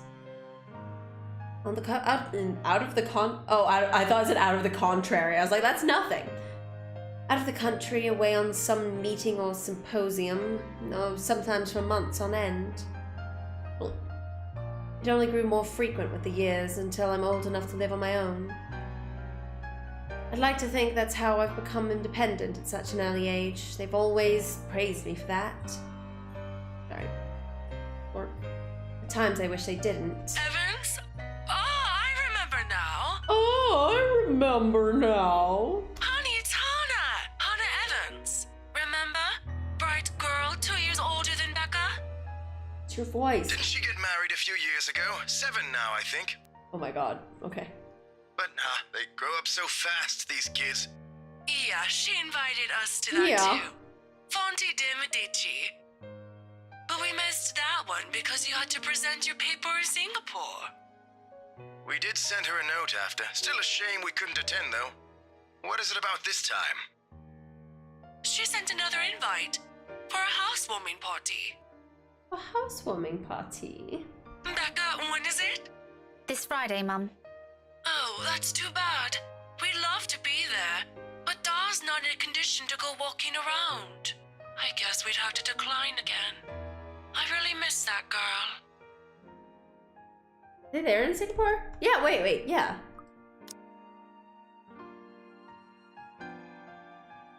Yeah, that's where Isabel's from. Interesting. I could go in your place. Still. I let it slip without thinking. Personally, I've never been fond of gatherings, regardless of how simple people make it seem. But if there's one thing I hate hearing, that disappointed note in Mum's voice always ranks first. Whether it's directed at me or some other thing doesn't matter. Are you sure? Don't you have work this Friday? The event will be in the evening, Mum. It shouldn't take anything away from my schedule. It's all right. The invite's for 2 people. I can bring someone with me so things don't get boring. I see. Maybe you can also invite Ashton? Mum, that's a sure no from him. He hates attending parties. But I'll see what I can do. If not, I can always bring... I can always go alone. I'm a big girl now, Where are you getting I from? Where are you getting I from? Neither of your parents is fucking Scottish. If they fucking say that they're Scottish, but they're not goddamn Scottish, fuck you. Also, like, I like every single time she's just like, oh, like, I'm not gonna go with Ash. I could go with one of my other friends, you know, Isabel. Oh no, Isabel's in a coma, so I can't. And no one else comes to mind. Not a single other person is in my scope of friends. What are you talking about? Oh my god. I can handle these things. This isn't too much of a big deal. Okay, if it's not going to be a big problem for you, I don't see why not. We owe you this one, darling. No problem, Mum. I'll even say hi to Hana for you. Like, why does no one love Zach? I love Zach more than anyone. Please do. And let her know we'd love to see her once we're back in the city. Leave her our number or something. I will. But you know, the 2 of you would have become really good friends. Perhaps she grew up in Scotland? Maybe? Nationality Scottish. Of Scottish descent, she grew up in Luxburn. Nope. Nope, incorrect. Nope. Oop. Nope. Nope. That would make sense. That would make sense. That, like, fucking, like, congrats. Try to find some way that this makes sense. Nope. Nope, nope, nope, nope, nope, nope, nope. Don't you remember? You met with her once. If my memory serves me right, you were 12 then? Right. You're being kind of being kind of Irish a little bit. Weird. This too I can't recall. It's probably one of those meetings where we only talked a bit before going our ways. She did leave an impression. I'm pretty sure I would have written about it somewhere, or at least recognized her name. Right? Like, I would love something to be able to rationalize this, like, oofty dufty. As it is, the only people I remember clearly from that time in my life is Ashton and Mandy. To some extent. Who's Mandy? Mum must have sensed my confusion because she laughed. Don't push yourself too hard, darling. Really. It felt like having 2 daughters back then. Sometimes I wish they didn't send her away to boarding school. But, well, you know how often that goes with them. What? Still, try talking to her while you're there. Oh, we'll see. I'll let you know what happens after. I'm looking forward to it, darling. Take care of yourself. Will do. You too, Mum. Bye. Tell Dar to be careful next time. She chuckles then. A hearty one, tender and always light to my ears. Burps. She may be a stern teacher, but this is one part of her I love the most. The sound of it still echoes even as our call comes to an abrupt end, bringing with it a memory from so many years ago. When life and responsibilities that accompany adulthood are things far from our minds. If given the chance, I'd love to go back to those. I don't dwell on it though, shaking it all away almost as soon as the memory forms a clear picture in my head. That's fair. I've always wondered how Isabella can easily pretend everything's normal over a phone call, then bounce back to her usual self immediately after. I've seen her do it plenty of times. For me, it just drains whatever energy I have. Soon the exhaustion I've been keeping at bay since last night brushes over me, creeping to my tired bones, weighing heavily in my sore muscles. Here now I allow it. With another night I'm about to bend by her bedside, washing over her, waiting for that tiny bit of miracle to happen. Can't afford to stay like this. Bloody hell, Zachary will know in a heartbeat if I didn't follow up on that promise. So with another sigh, I put everything in the back of my mind and tread back to my room. A long night waits ahead of me. Oh, it's the 25th. It's the 25th. I forgot to check what... Okay, so this was... Oh, wait. Oh, so it was still that same day. was still that same day. Okay. Wait, no.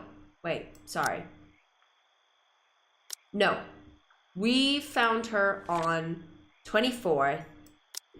25th, we woke up in the hospital. And pissed around for a little bit, I guess. Wait. No, wait. Yes? Wait. This is the same. Okay. I'm very confused. Okay. This just feels like a lot more has happened in this day, you know? Whatever. And like they keep being like, oh, another night spent by her bedside, but she's not been at her bedside yet. She's not spent a night at her bedside yet. She spent a night in the waiting room. Whatever. You know what? Whatever. Semantics. 4 hours later, I'm heading back out after a short nap, ready and dressed for a different waiting game at the hospital. An empty traveling bag dangles freely in my hand as I head straight back for Isabella's room first. Isabella's room first, unlocking the door with a copy of the key. She lent it years ago, after I complained about the mess and offered to help in cleaning up. I thought the gesture was completely unnecessary back then. After all, I could always knock, but she never did bother taking them from me, always returning it or turning away from the conversation whenever I insist. At one point, I simply stopped trying to hand it back to her. Who would have thought I'd be using it for this purpose? Isabella, I'm coming into your flat, all right? Your aunt asked me to bring you a few of your things. Okay. Don't worry. I won't touch that thing you've been hiding under your bed. What? Has she got porn? Has she got like hardcore porn? Let's see it. Laughable, this vain attempt at courtesy when there are no ears on the other side to listen to them. Okay, she's gone a bit doolally. It's fine. So without waiting for an answer, she's not here to give. I push open the door and step inside. Oh, is something bad gonna be in there? Oh, like the TV's still on. Okay, but we get to see the cat bat. Cat bat. I want that cat bat so bad. Oh, and our little friend Pumpkin Boy. Oh, I forgot about our friend Pumpkin Boy, who I hate. Friend Pumpkin Boy, who I hate, and Cat Bat. I love Cat Bat. I love Cat Bat so much. Hey, someone buy me a Cat Bat. I know, like I don't have the money to buy glasses, but like I can find the money to buy Cat Bat. No. Can't buy Cat Bat. I would buy Cat Bat. I love Cat Bat. Okay. I could make a Cat Bat. I could make a Cat Bat. Okay, I should make a Cat Bat. I should do other things, you know? The unit's still a mess. Instant noodle cups on the table, a pile of clothes on one side, papers strewn about everywhere, and an unkempt bed, among other things. Love Cat Bat. This much is a given. Will always be a given. I've been here several times already, and I still wonder how she can function like a human being with the place in this state. Doesn't even bother turning off her telly last night before leaving. Well, that's because she was scared out of her gourd. She was scared out of her little gourd. And then she ran into a fucking car. We're bad. Now it's filling the room with even more depressing news. The authorities are still trying to find the cause of death for all the victims. Early investigation revealed most of them were employed under Briar Realty Corporation at the time of death. Meanwhile, BRC has refused to comment on this. Sighing, I reach for the remote to turn it off. No more of that. We've got plenty negativity going around us right now. Besides, she'll definitely complain about the electric bill if I just leave it, even if it's entirely her fault. However, that's neither here nor there. This little detour isn't for this. It's for her aunt. Little request from her, if we can bring a few of Isabella's stuff. That is nothing. Hi, thanks for letting me know about this. I'll be by in a few days. Just need to sort out things by work. If it won't be too much to ask, can you bring a few of her a few of her stuff to the hospital is nothing. Only for 2 or 3 days, so I can head straight there. Thanks. Just for 2 or 3 days to make caring for her easier when she takes over from us. She doesn't elaborate much. The message itself is short and direct, no mention of the accident or even Isabella's name. I mean, they're not trying to sell a haunted house anymore. They sold that motherfucker. But everyone's still going missing! Okay. The mere lack of it holds enough gravity. It speaks of the things we all dread facing in the next few days and the little truths we have to ease into after. Both of us know this isn't a one-day thing. May last weeks, months. Bloody hell, some even continue for years. Thinking of those numbers alone drains the optimism out of me, but I refuse to wallow on them. Think what Zachary said instead. He's right. He has a point we've all known about years ago. She's stubborn. And she might make it through because of it. The odds are, so to speak, astronomical. But she's beaten worse before. She might not even need that miracle the doctors so blatantly told us to avoid hoping for. If she tries hard enough, she'll probably win over this with willpower and nothing else. If that happens, as unsightly as it may make me seem, I'll laugh at their faces. Just imagining how it might go brings a smile to my face for the first time. Somehow it calms, and the whole task of packing what little essentials she might need becomes less of a chore, and in less than half an hour I'm done. Before leaving, I spare Isabella's room one last glance. Disturbingly quiet now without her in it. Don't be ghosts. Don't be ghosts. Okay. I'll get a chance to scold her for this mess later, then we'll argue about it like we often do, like normal. But for the moment, my concerns are best left here, where there are no ghosts. She doesn't need those right now. She doesn't need ghosts. Okay. No ghosts. No ghosts! Fuck you, ghosts! Hey, ghosts, fuck you. So 25th.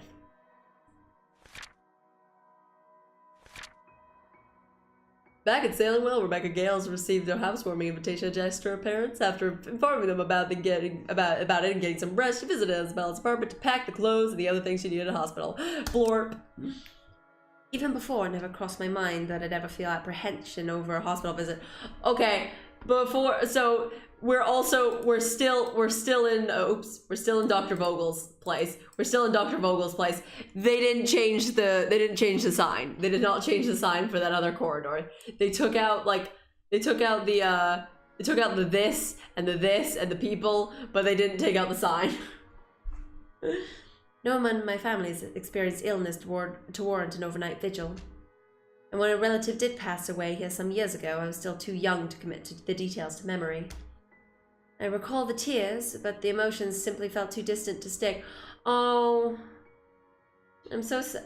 Like, no, I'm gonna get a bit emotional. I'm gonna get a bit emotional. As of like, well now 13 days ago. As of 13 days ago, my granddad's been dead for 10 years.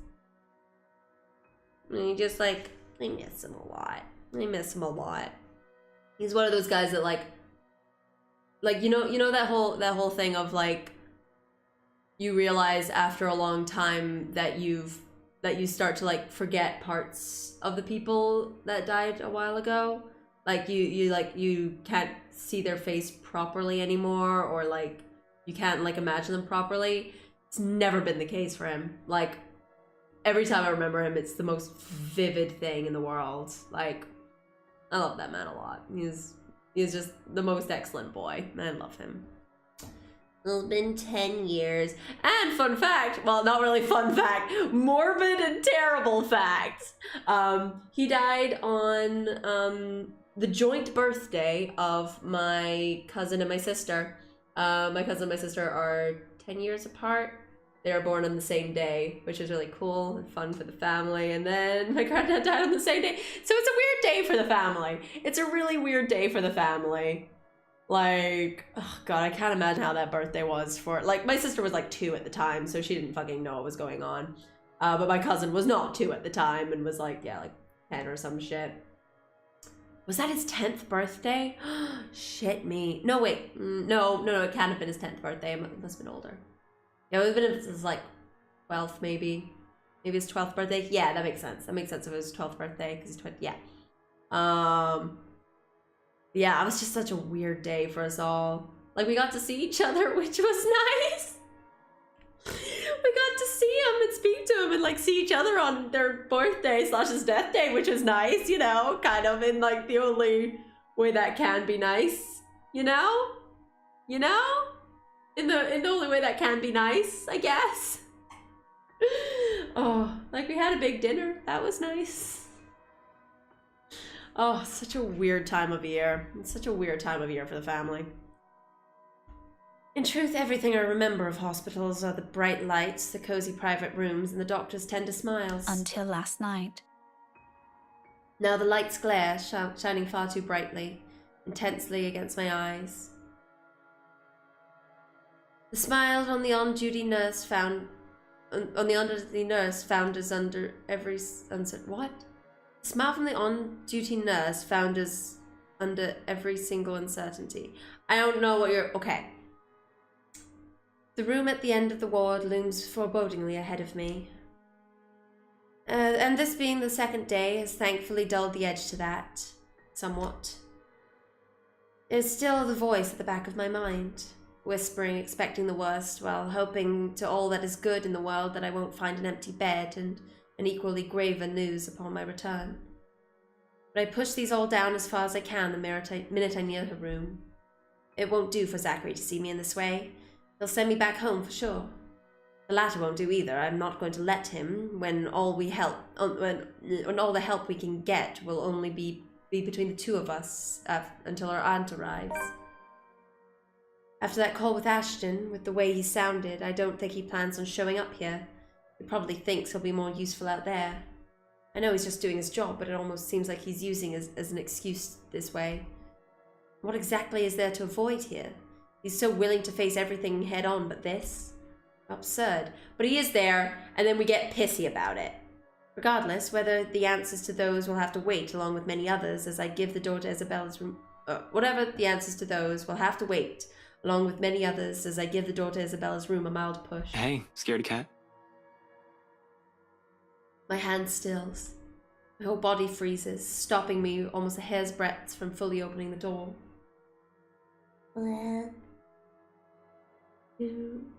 Shit, I'm so sorry, babe.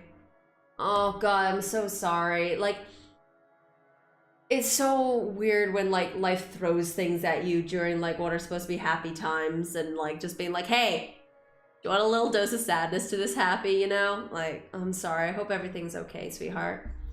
I hope or at least I hope that everything is like as good as it can be, you know? Ash? A frown soon follows my confusion. There, settled on the edge of the bed, is the last person I expected to see no mere seconds ago, sitting almost too comfortably at that, with a small smile gracing his face. As if last night's events haven't taken a huge toll on him. But it's obvious. His fatigue is there, the tired lilt of his voice, the detached look in his eyes, and the manner his shoulders droop. He's barely keeping himself together. Just looking at him right now makes me regret ever thinking he's simply making excuses out of work. I should have known better. An apology immediately forms in my head and already on the tip of my tongue, although before I can even string two words together, he continues. He's yet to notice my presence, and I've yet to make it myself known. Yeah. But somehow, something in the way he speaks next prevents me from doing so, despite the casual note he takes. Okay, I'm still not... Look, I get that she loves him. I get that she walks in and then she's like, oh, like he really likes her and I really like him. She's in a fucking coma. She's in a fucking coma. She goes in a hot minute and is just like, so you're here? You want to take care of her now? Oh, it figures that you'd want to take care of her. Like, she's in a fucking coma, bitch. She's in a fucking coma, bitch. Do not. Somehow, something anyone, including me, isn't supposed to hear from him. Something deeply personal. Really, how long are you planning to stay like that? You've been criticizing my sleeping habits, yet look what you're doing. I hope you know Zach and Rebecca are already losing sleep over this. Ashton pauses, holding the moment, allowing his words to seep into the air. He means that as a reprimand, or I assume he does. It sounds like one from the way he phrased it. Yet, the tone of his voice betrays the very essence, and not long into that silence he chuckles. Low, close to breathless, and if I listen closely, I'd say there might be a hint of the long-held fondness in it. But this is how you've always been, isn't it? Clumsy, careless, a scatterbrain and a crybaby, always getting in trouble, always getting us in trouble. He trails off. Another pause, another held breath. Then he sighs. Always making me worry. And with it, the air inexplicably shifts to something gentler, warmer, A quiet little thing filling the room that neither seeks to stifle nor confine. Instead, it only lingers in the silence, bearing simple truths no mere words or grand gestures can express. When he finally chooses to break it, he does so with all the care in the world. Softly in hushed tones, fragile in itself. But those things... Because sometimes, all it needs is not a thunderous declaration, but a single fleeting second of small smiles, tender touches, and sincere honesty. Yeah, little lip bites. Those things... I love those. No, damn it. No, I'm very sad about this. I'm very sad about this now. And everything. Everything that's you. Here in this room, amidst the faint whir of machines and the soft moonlight streaming through the windows. Does this only happen in this? Maybe he does it in another one when she's alive as well, or whatever. In this little space, the words roar louder than the briefest of sighs, and that lone second forms memory. One he'll probably keep even after this moment fades with time. One I'm intruding in, never meant for my eyes to see or my ears to hear. The prayer that comes at the end is never for me to behold either. This place feels a whole lot emptier without you. So please, if you can somehow hear me, come back. I can't bring myself to turn away. Even as silence once again sweeps into the room and only the beeping of the machines remains. Even as he himself cowers under what everything he stands for. This is stupid. Because I understand, with most painful clarity, the other truth this scene proffers. What the tiny gleam in Ashton's eyes, his darting glances, and his kind smiles convey. Little things, little gestures. To others it may seem nothing, but to him it means the whole world, because it's the only way he can say anything without fumbling or losing his nerves. Right from the very start. I know. I've always had an inkling. The thought has always been there, hiding tucked and neatly sealed away in the back of my mind, in the same manner he keeps his own secrets close to himself. Which is why there's no jolt in me, no surprise. It's a slow, aching, burning realization of a truth long held. A feeling's never meant to be for me. I'm a bit sad. I'm a bit sad. Because one, I put Isabella in a coma. I a little put Isabella in a coma. Okay, I'll take that. I put her in a coma a little bit, okay? It's a little my fault, huh? I'm a bit sad. Becca's one, an idiot for never saying anything. And she has no one to blame but herself. She has no one to blame but herself. She has no one to blame but herself. It's sad that she's, going through this, but, she's been miserable about this for fucking years, since she was a child. So she has absolutely no one to blame for herself. So anytime that she's, an asshole to Isabella or Ash about this is completely unwarranted. She has not a single right in this world to be, an asshole about it. But it is still sad. And I did do a little bit of a sad. I am a bit of a sad. I'm a bit of a sad now. Thank you, game. Oh no, her eyes is gone, huh? Upon returning to the hospital, Rebecca found Ashton inside the room, the last person she expected to see sitting by Isabella's bedside. As she was about to head in, she overheard a conversation never meant for her ears. Yet, in the end, oh my, yeah, see, this is not acceptable. And yet, in the end, a flash of anger still surges within me. It clenches, pierces, leaving my heart torn and numb, creating every color and noise from the world around me. The bag in my hand hangs weightless in my hand, okay, as the magnitude of those words gradually closes in on me. You didn't want to hear this. You didn't want to see this. Shouldn't be here. I should have gone here. Before I can move and force my feet to take the first few steps to save myself, Zachary's voice echoes from the room, deep and still rough with what's apparently sleep. Utterly clueless about what's just transpired only minutes ago, How I wish I could be as oblivious to it as him right now. Hey, Ash. Everything snaps back into place at its sound, and the veil lifts from my mind. All of my reasons for being here rushes back to me along with it, no longer held by that familiar bitter feeling slowly consuming my thoughts. But it's still there, coiled in a tight knot in my chest, simply waiting for another chance to unfurl itself. How long have you been here? Just came in a few seconds ago. Lies. Oh, sorry. I didn't hear you. Figures.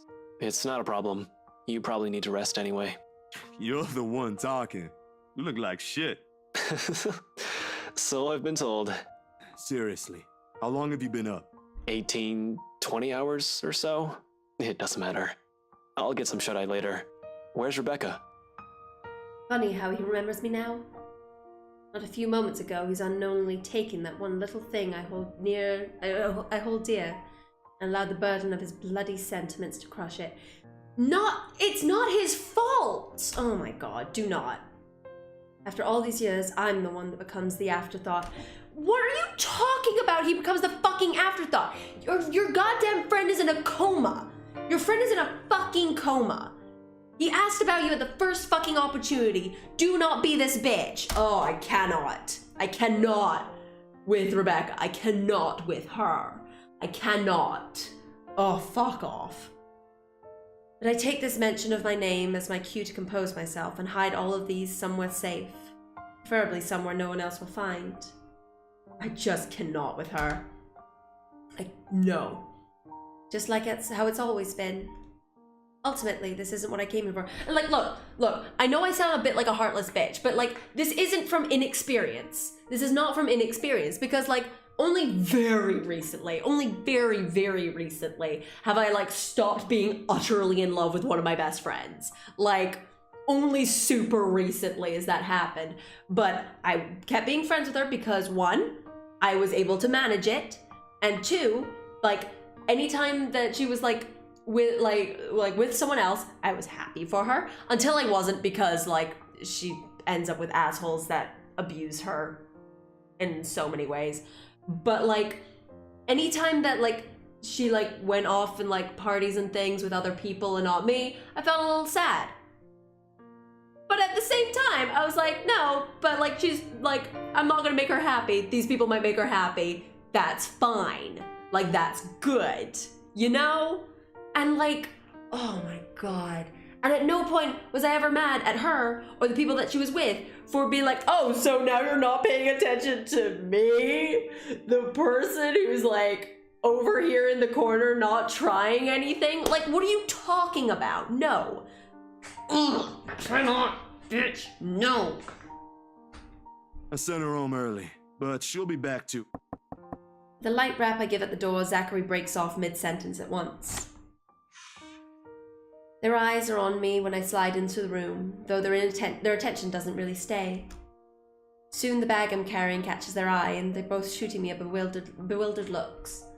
Zachary in particular appears about to say something, but can't quite place how he'll articulate it. A swift glance at Ashton tells me the same thing, though the question in his eyes comes off more passive and muted. I raise a hand at them before they can say something about it. It's not mine. The light mood changes as soon as I've finished. They know. I don't have to spell it out for them. I don't think they want me to when that reality is just lying a few inches away from us. Either way, the atmosphere doesn't last. The world isn't done rendering my heart useless, as it turns out. Even Zachary, clueless as he is, gapes at me with a worried crease on his forehead. He has the right to be. The bitter tone my voice takes once the conversation turns elsewhere surprises me too. No, I'll take it from here. You don't have to do that. Zachary and I can handle this for a few days. Don't be this... Oh, Rebecca, I can't with you. You infuriate me. Both of you already had your turn with this. It wouldn't hurt to have another person helping out. This isn't some sort of a competition, Ash. We're doing this because someone has to be here for her. I wasn't saying it's a competition. You are making that the thing. I'm not making this one. I just volunteered, didn't I? Despite knowing Ashton only means well with his offer, hearing it directly from him, seeing him throw his affections round as if no one knows, it stings. It burns. Don't you have an investigation to finish? And Zach has freelance gigs in line for the next few days. You have students to teach. Don't push it, Becca. Yet, when it's all said and done, the only thing I can do is beat a hasty retreat. That green-eyed monster rages inside me, and a bit outside me, because I'm a rapid cunt sometimes. All three of us have things to take care of on our own, but between us, it should be easier to find some time to— Fine. Good. This isn't the proper place for it. With my words too strained, too quiet, no amount of anger could get my own feelings across to him. 17 years, and it never once did. What more now? 17 years is too long to not sit— Do what you want. Girl, do not do this. It ends with 3 steps and a hastily shoved bag. In all honesty, I'm not entirely sure what I'm expecting will show in Ashton's face. Anger to match mine? Confusion maybe, or perhaps regret? It certainly isn't the straight-faced one he has now. However, more than that, beyond the impassive mask he wears, in the passing minute I lock gazes with him, I see it. And the glimpse of it, out of everything tonight, is what shatters all that remains of my restraint. I don't wait for him to say anything. Quickly, I tear my eyes away from his and march towards the door, ignoring the worried glances Zachary shoots my way. My heart may be far from fragile, but neither of them needs to see it break. The door closes with a soft click, and for a long moment I remain standing amidst the empty hall, taking in the silence, listening for anything that'll dare break it, waiting for that hammer to finally fall or the ground to swallow me whole. None of it happens, of course, and for what's perhaps the 100th time in the span of a second, I'm left to recall what I saw in Ashton.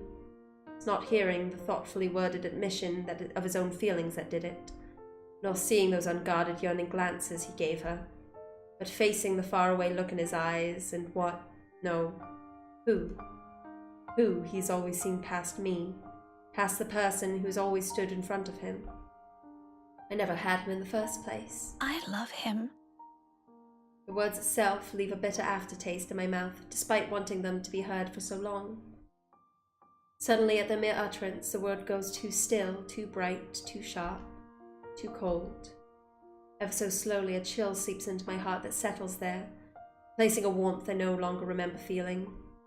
Distant, much like the only memories I have of this place. With nothing else to cling to, I run.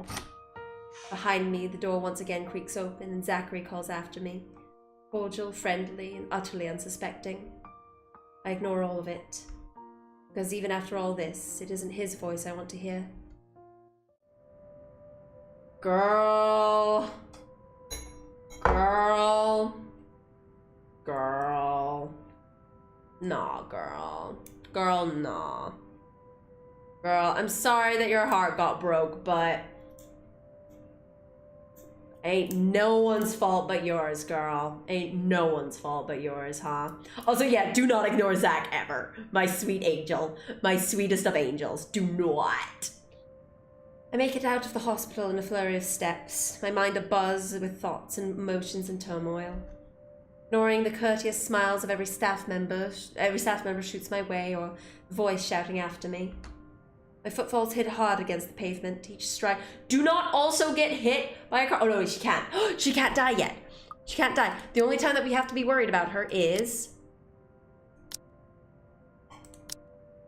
We don't have to worry about her until the party. We don't have to worry about her until the party. So the 28th.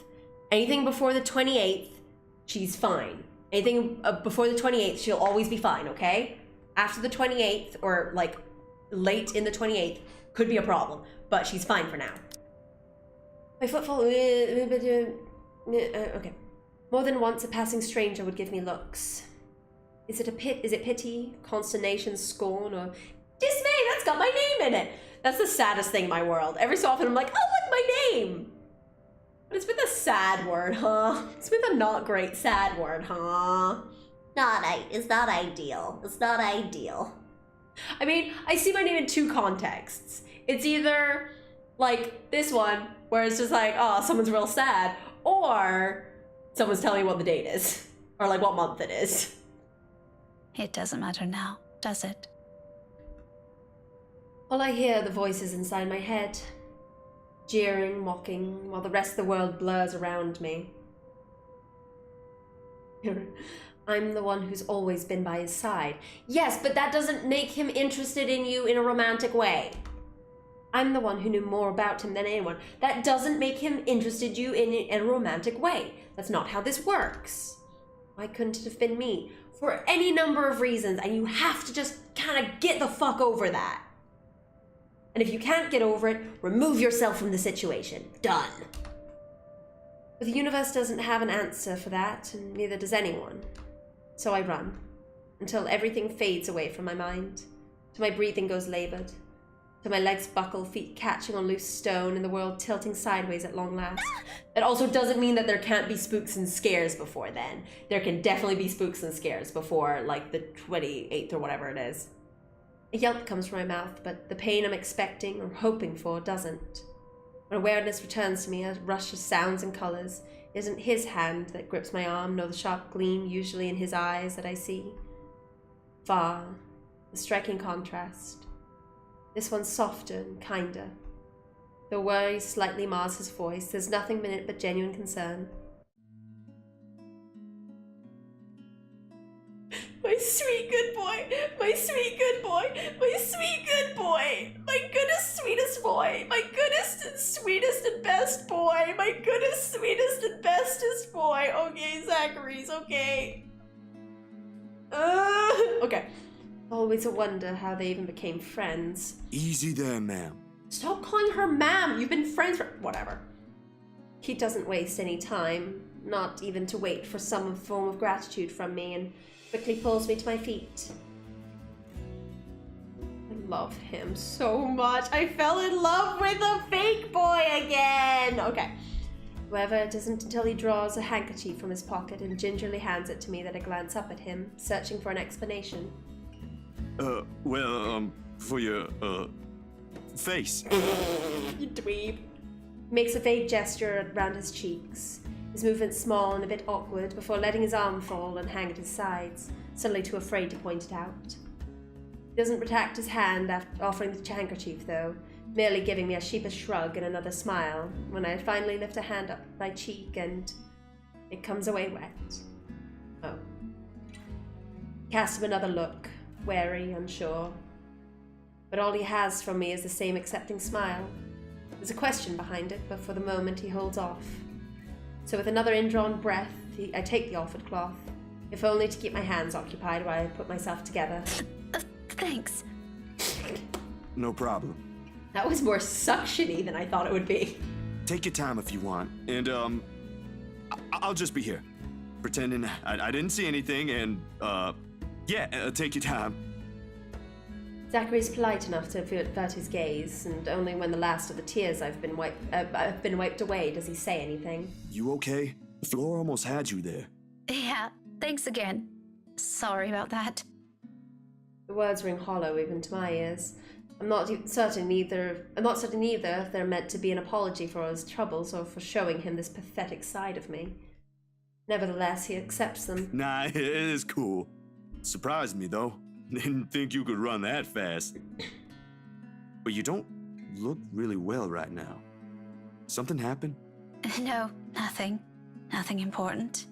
I was just a little shaken, I think, from all that running. Yeah, that makes sense. Shut up. I'll be fine, Zachary. Well, don't push yourself too hard, alright? I'm sure Bella will understand if you ever decide to take a break. Hell, she wouldn't want us fussing over like this. If you aren't feeling up to it, just say so. Let Ashton and I take over now. It ain't a big deal. Oh, I'm sure Ashton would love that. Regret follows the second the heated words leave my mouth, and the light mood inevitably shatters. I can words. As black as my mood might have been, Zachary doesn't deserve to receive the brunt of it. No one does. Even Ashton. But all I see in my head right now is the image of him sitting inside that room, spilling his heart out and like he ever did for me, wearing such certainty I've never seen in him before. A concerned expression returns to Zachary's face, and with it are hundreds of questions he's been avoided to ask. Under this honest scrutiny, I balk. I look away before he can see past this and catch a glimpse of an ugly side of me.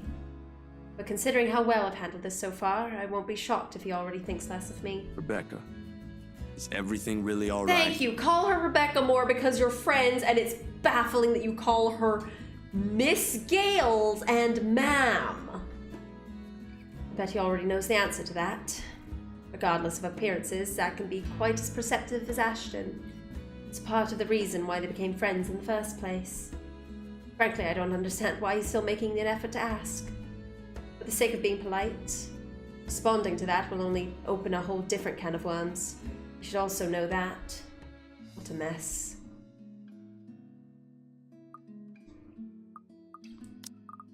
Wait, what? Best thing to do is simply end this. Okay, I'm not gonna do what do you even know. That's mean. That's mean. I didn't mean that. Like, oh, that's mean. We're not gonna be mean to him. What are you talking about? Yeah, we're not gonna, fuck you. No one is mean to Zach. No one's mean to Zach. What are you talking about? Regardless of good intentions, Zachary doesn't deserve to be caught in the same kind of chaos my mind is in right now. I'm sorry, Zachary. I didn't mean that. I smile, bottle it up. Hide it where other people can't judge, even if it leaves me wanting a more explosive outburst. At least this way, there's no guilt apart from the one I have to suffer myself. I know you don't. You're actually scarier than that when you mean it. Am I? Really? Only a bit. A wee bit.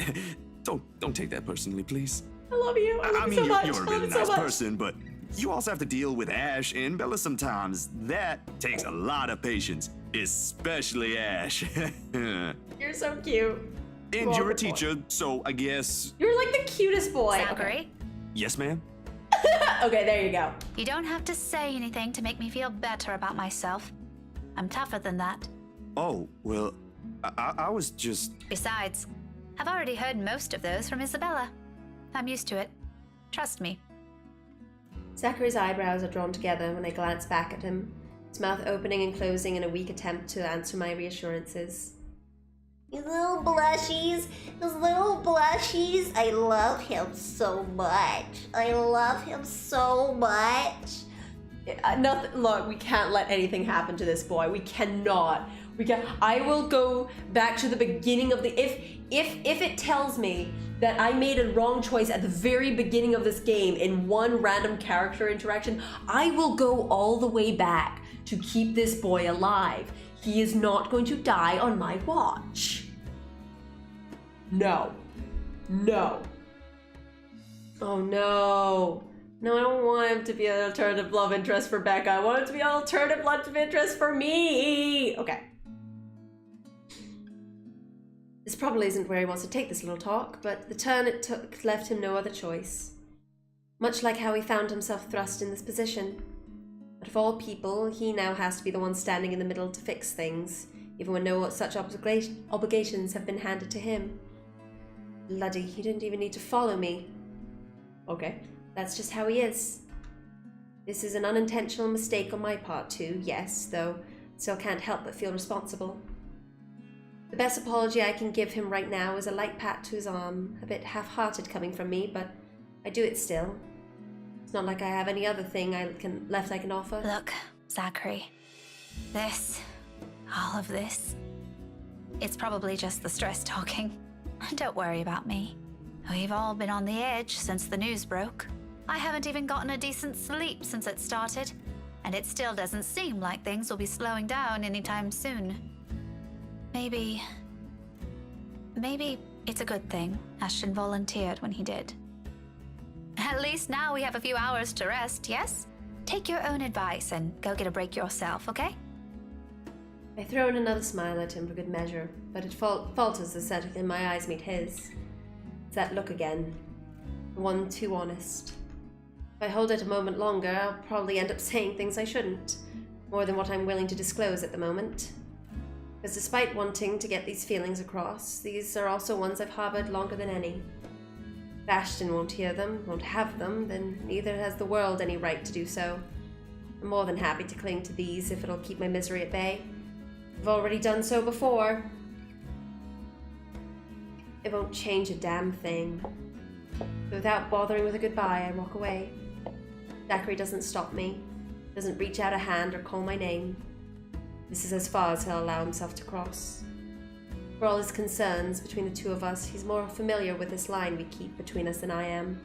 He won't intrude far from what those boundaries will allow. When his voice rings out again, above the din of traffic around us, in a last attempt to reach me, is exactly what he's been reluctant to do. Hey, Rebecca! About Ashton. Oh. I stop and turn to look at him nevertheless. Even with half a mind to bolt, caught between the small urge to hide until this simply blows over and my own curiosity. Frankly, I don't really understand what happened back there. I ain't gonna pretend I get the gist of it. I ain't sure if this'll help either, but look, he might be the smartest guy I know, but there are times when things go straight over his head. Way over his head. No malice, no ill will in it. Their words not meant to hurt, just another truth, because apparently we've got heaps of those to throw around today. So, I think you should talk to him, at least. The only smart person. Oh, fuck. Zachary, be the best. Zach, I love you. I love you so much. You're just the best. I love you. Okay. You don't have to do it, of course. That's just my 2 cents. Ashton can be a bit dense. Sometimes things really work better if you just say it to him. Zachary ends it with a shrug, as casual and nonchalant as he can manage. The nervous lines of his shoulders tell a different story, however. He wants to say more, but this is all what those metaphorical boundaries we keep will allow. What I will allow for now. In the end, he simply settles for a smile of his own, reluctant, unwilling to leave things here, but with no expectations of it being returned. He's the one who departs first, seconds later, leaving the ghosts of what he said hanging over me. Perhaps it's exactly the fear of being left with these thoughts that leads me to the cafe instead.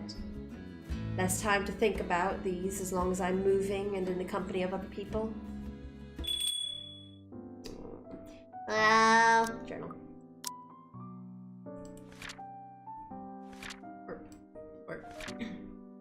Oh, look at our goodest boy! Okay. Rebecca was followed by concerned Zachary after she stormed out of the room. He asked her to take her to take her and Ashton's problems anywhere except in front of the comatose friends. What? What? No, he didn't. It wasn't like take your problems out. He didn't say take your problems elsewhere. Whatever. Before leaving, Zachary advised her to be straightforward with Ashton. Ugh. No, I don't want him to be like, you're cute. No, there's been nothing saying that he likes her. Like, no, that'd be too messy. That'd be too messy. Too much mess. Leave Zach out of the mess. Leave Zach out of the mess. 2K18. Leave Zach out of the mess. 2K18. Oh, I love him. March winds and April showers.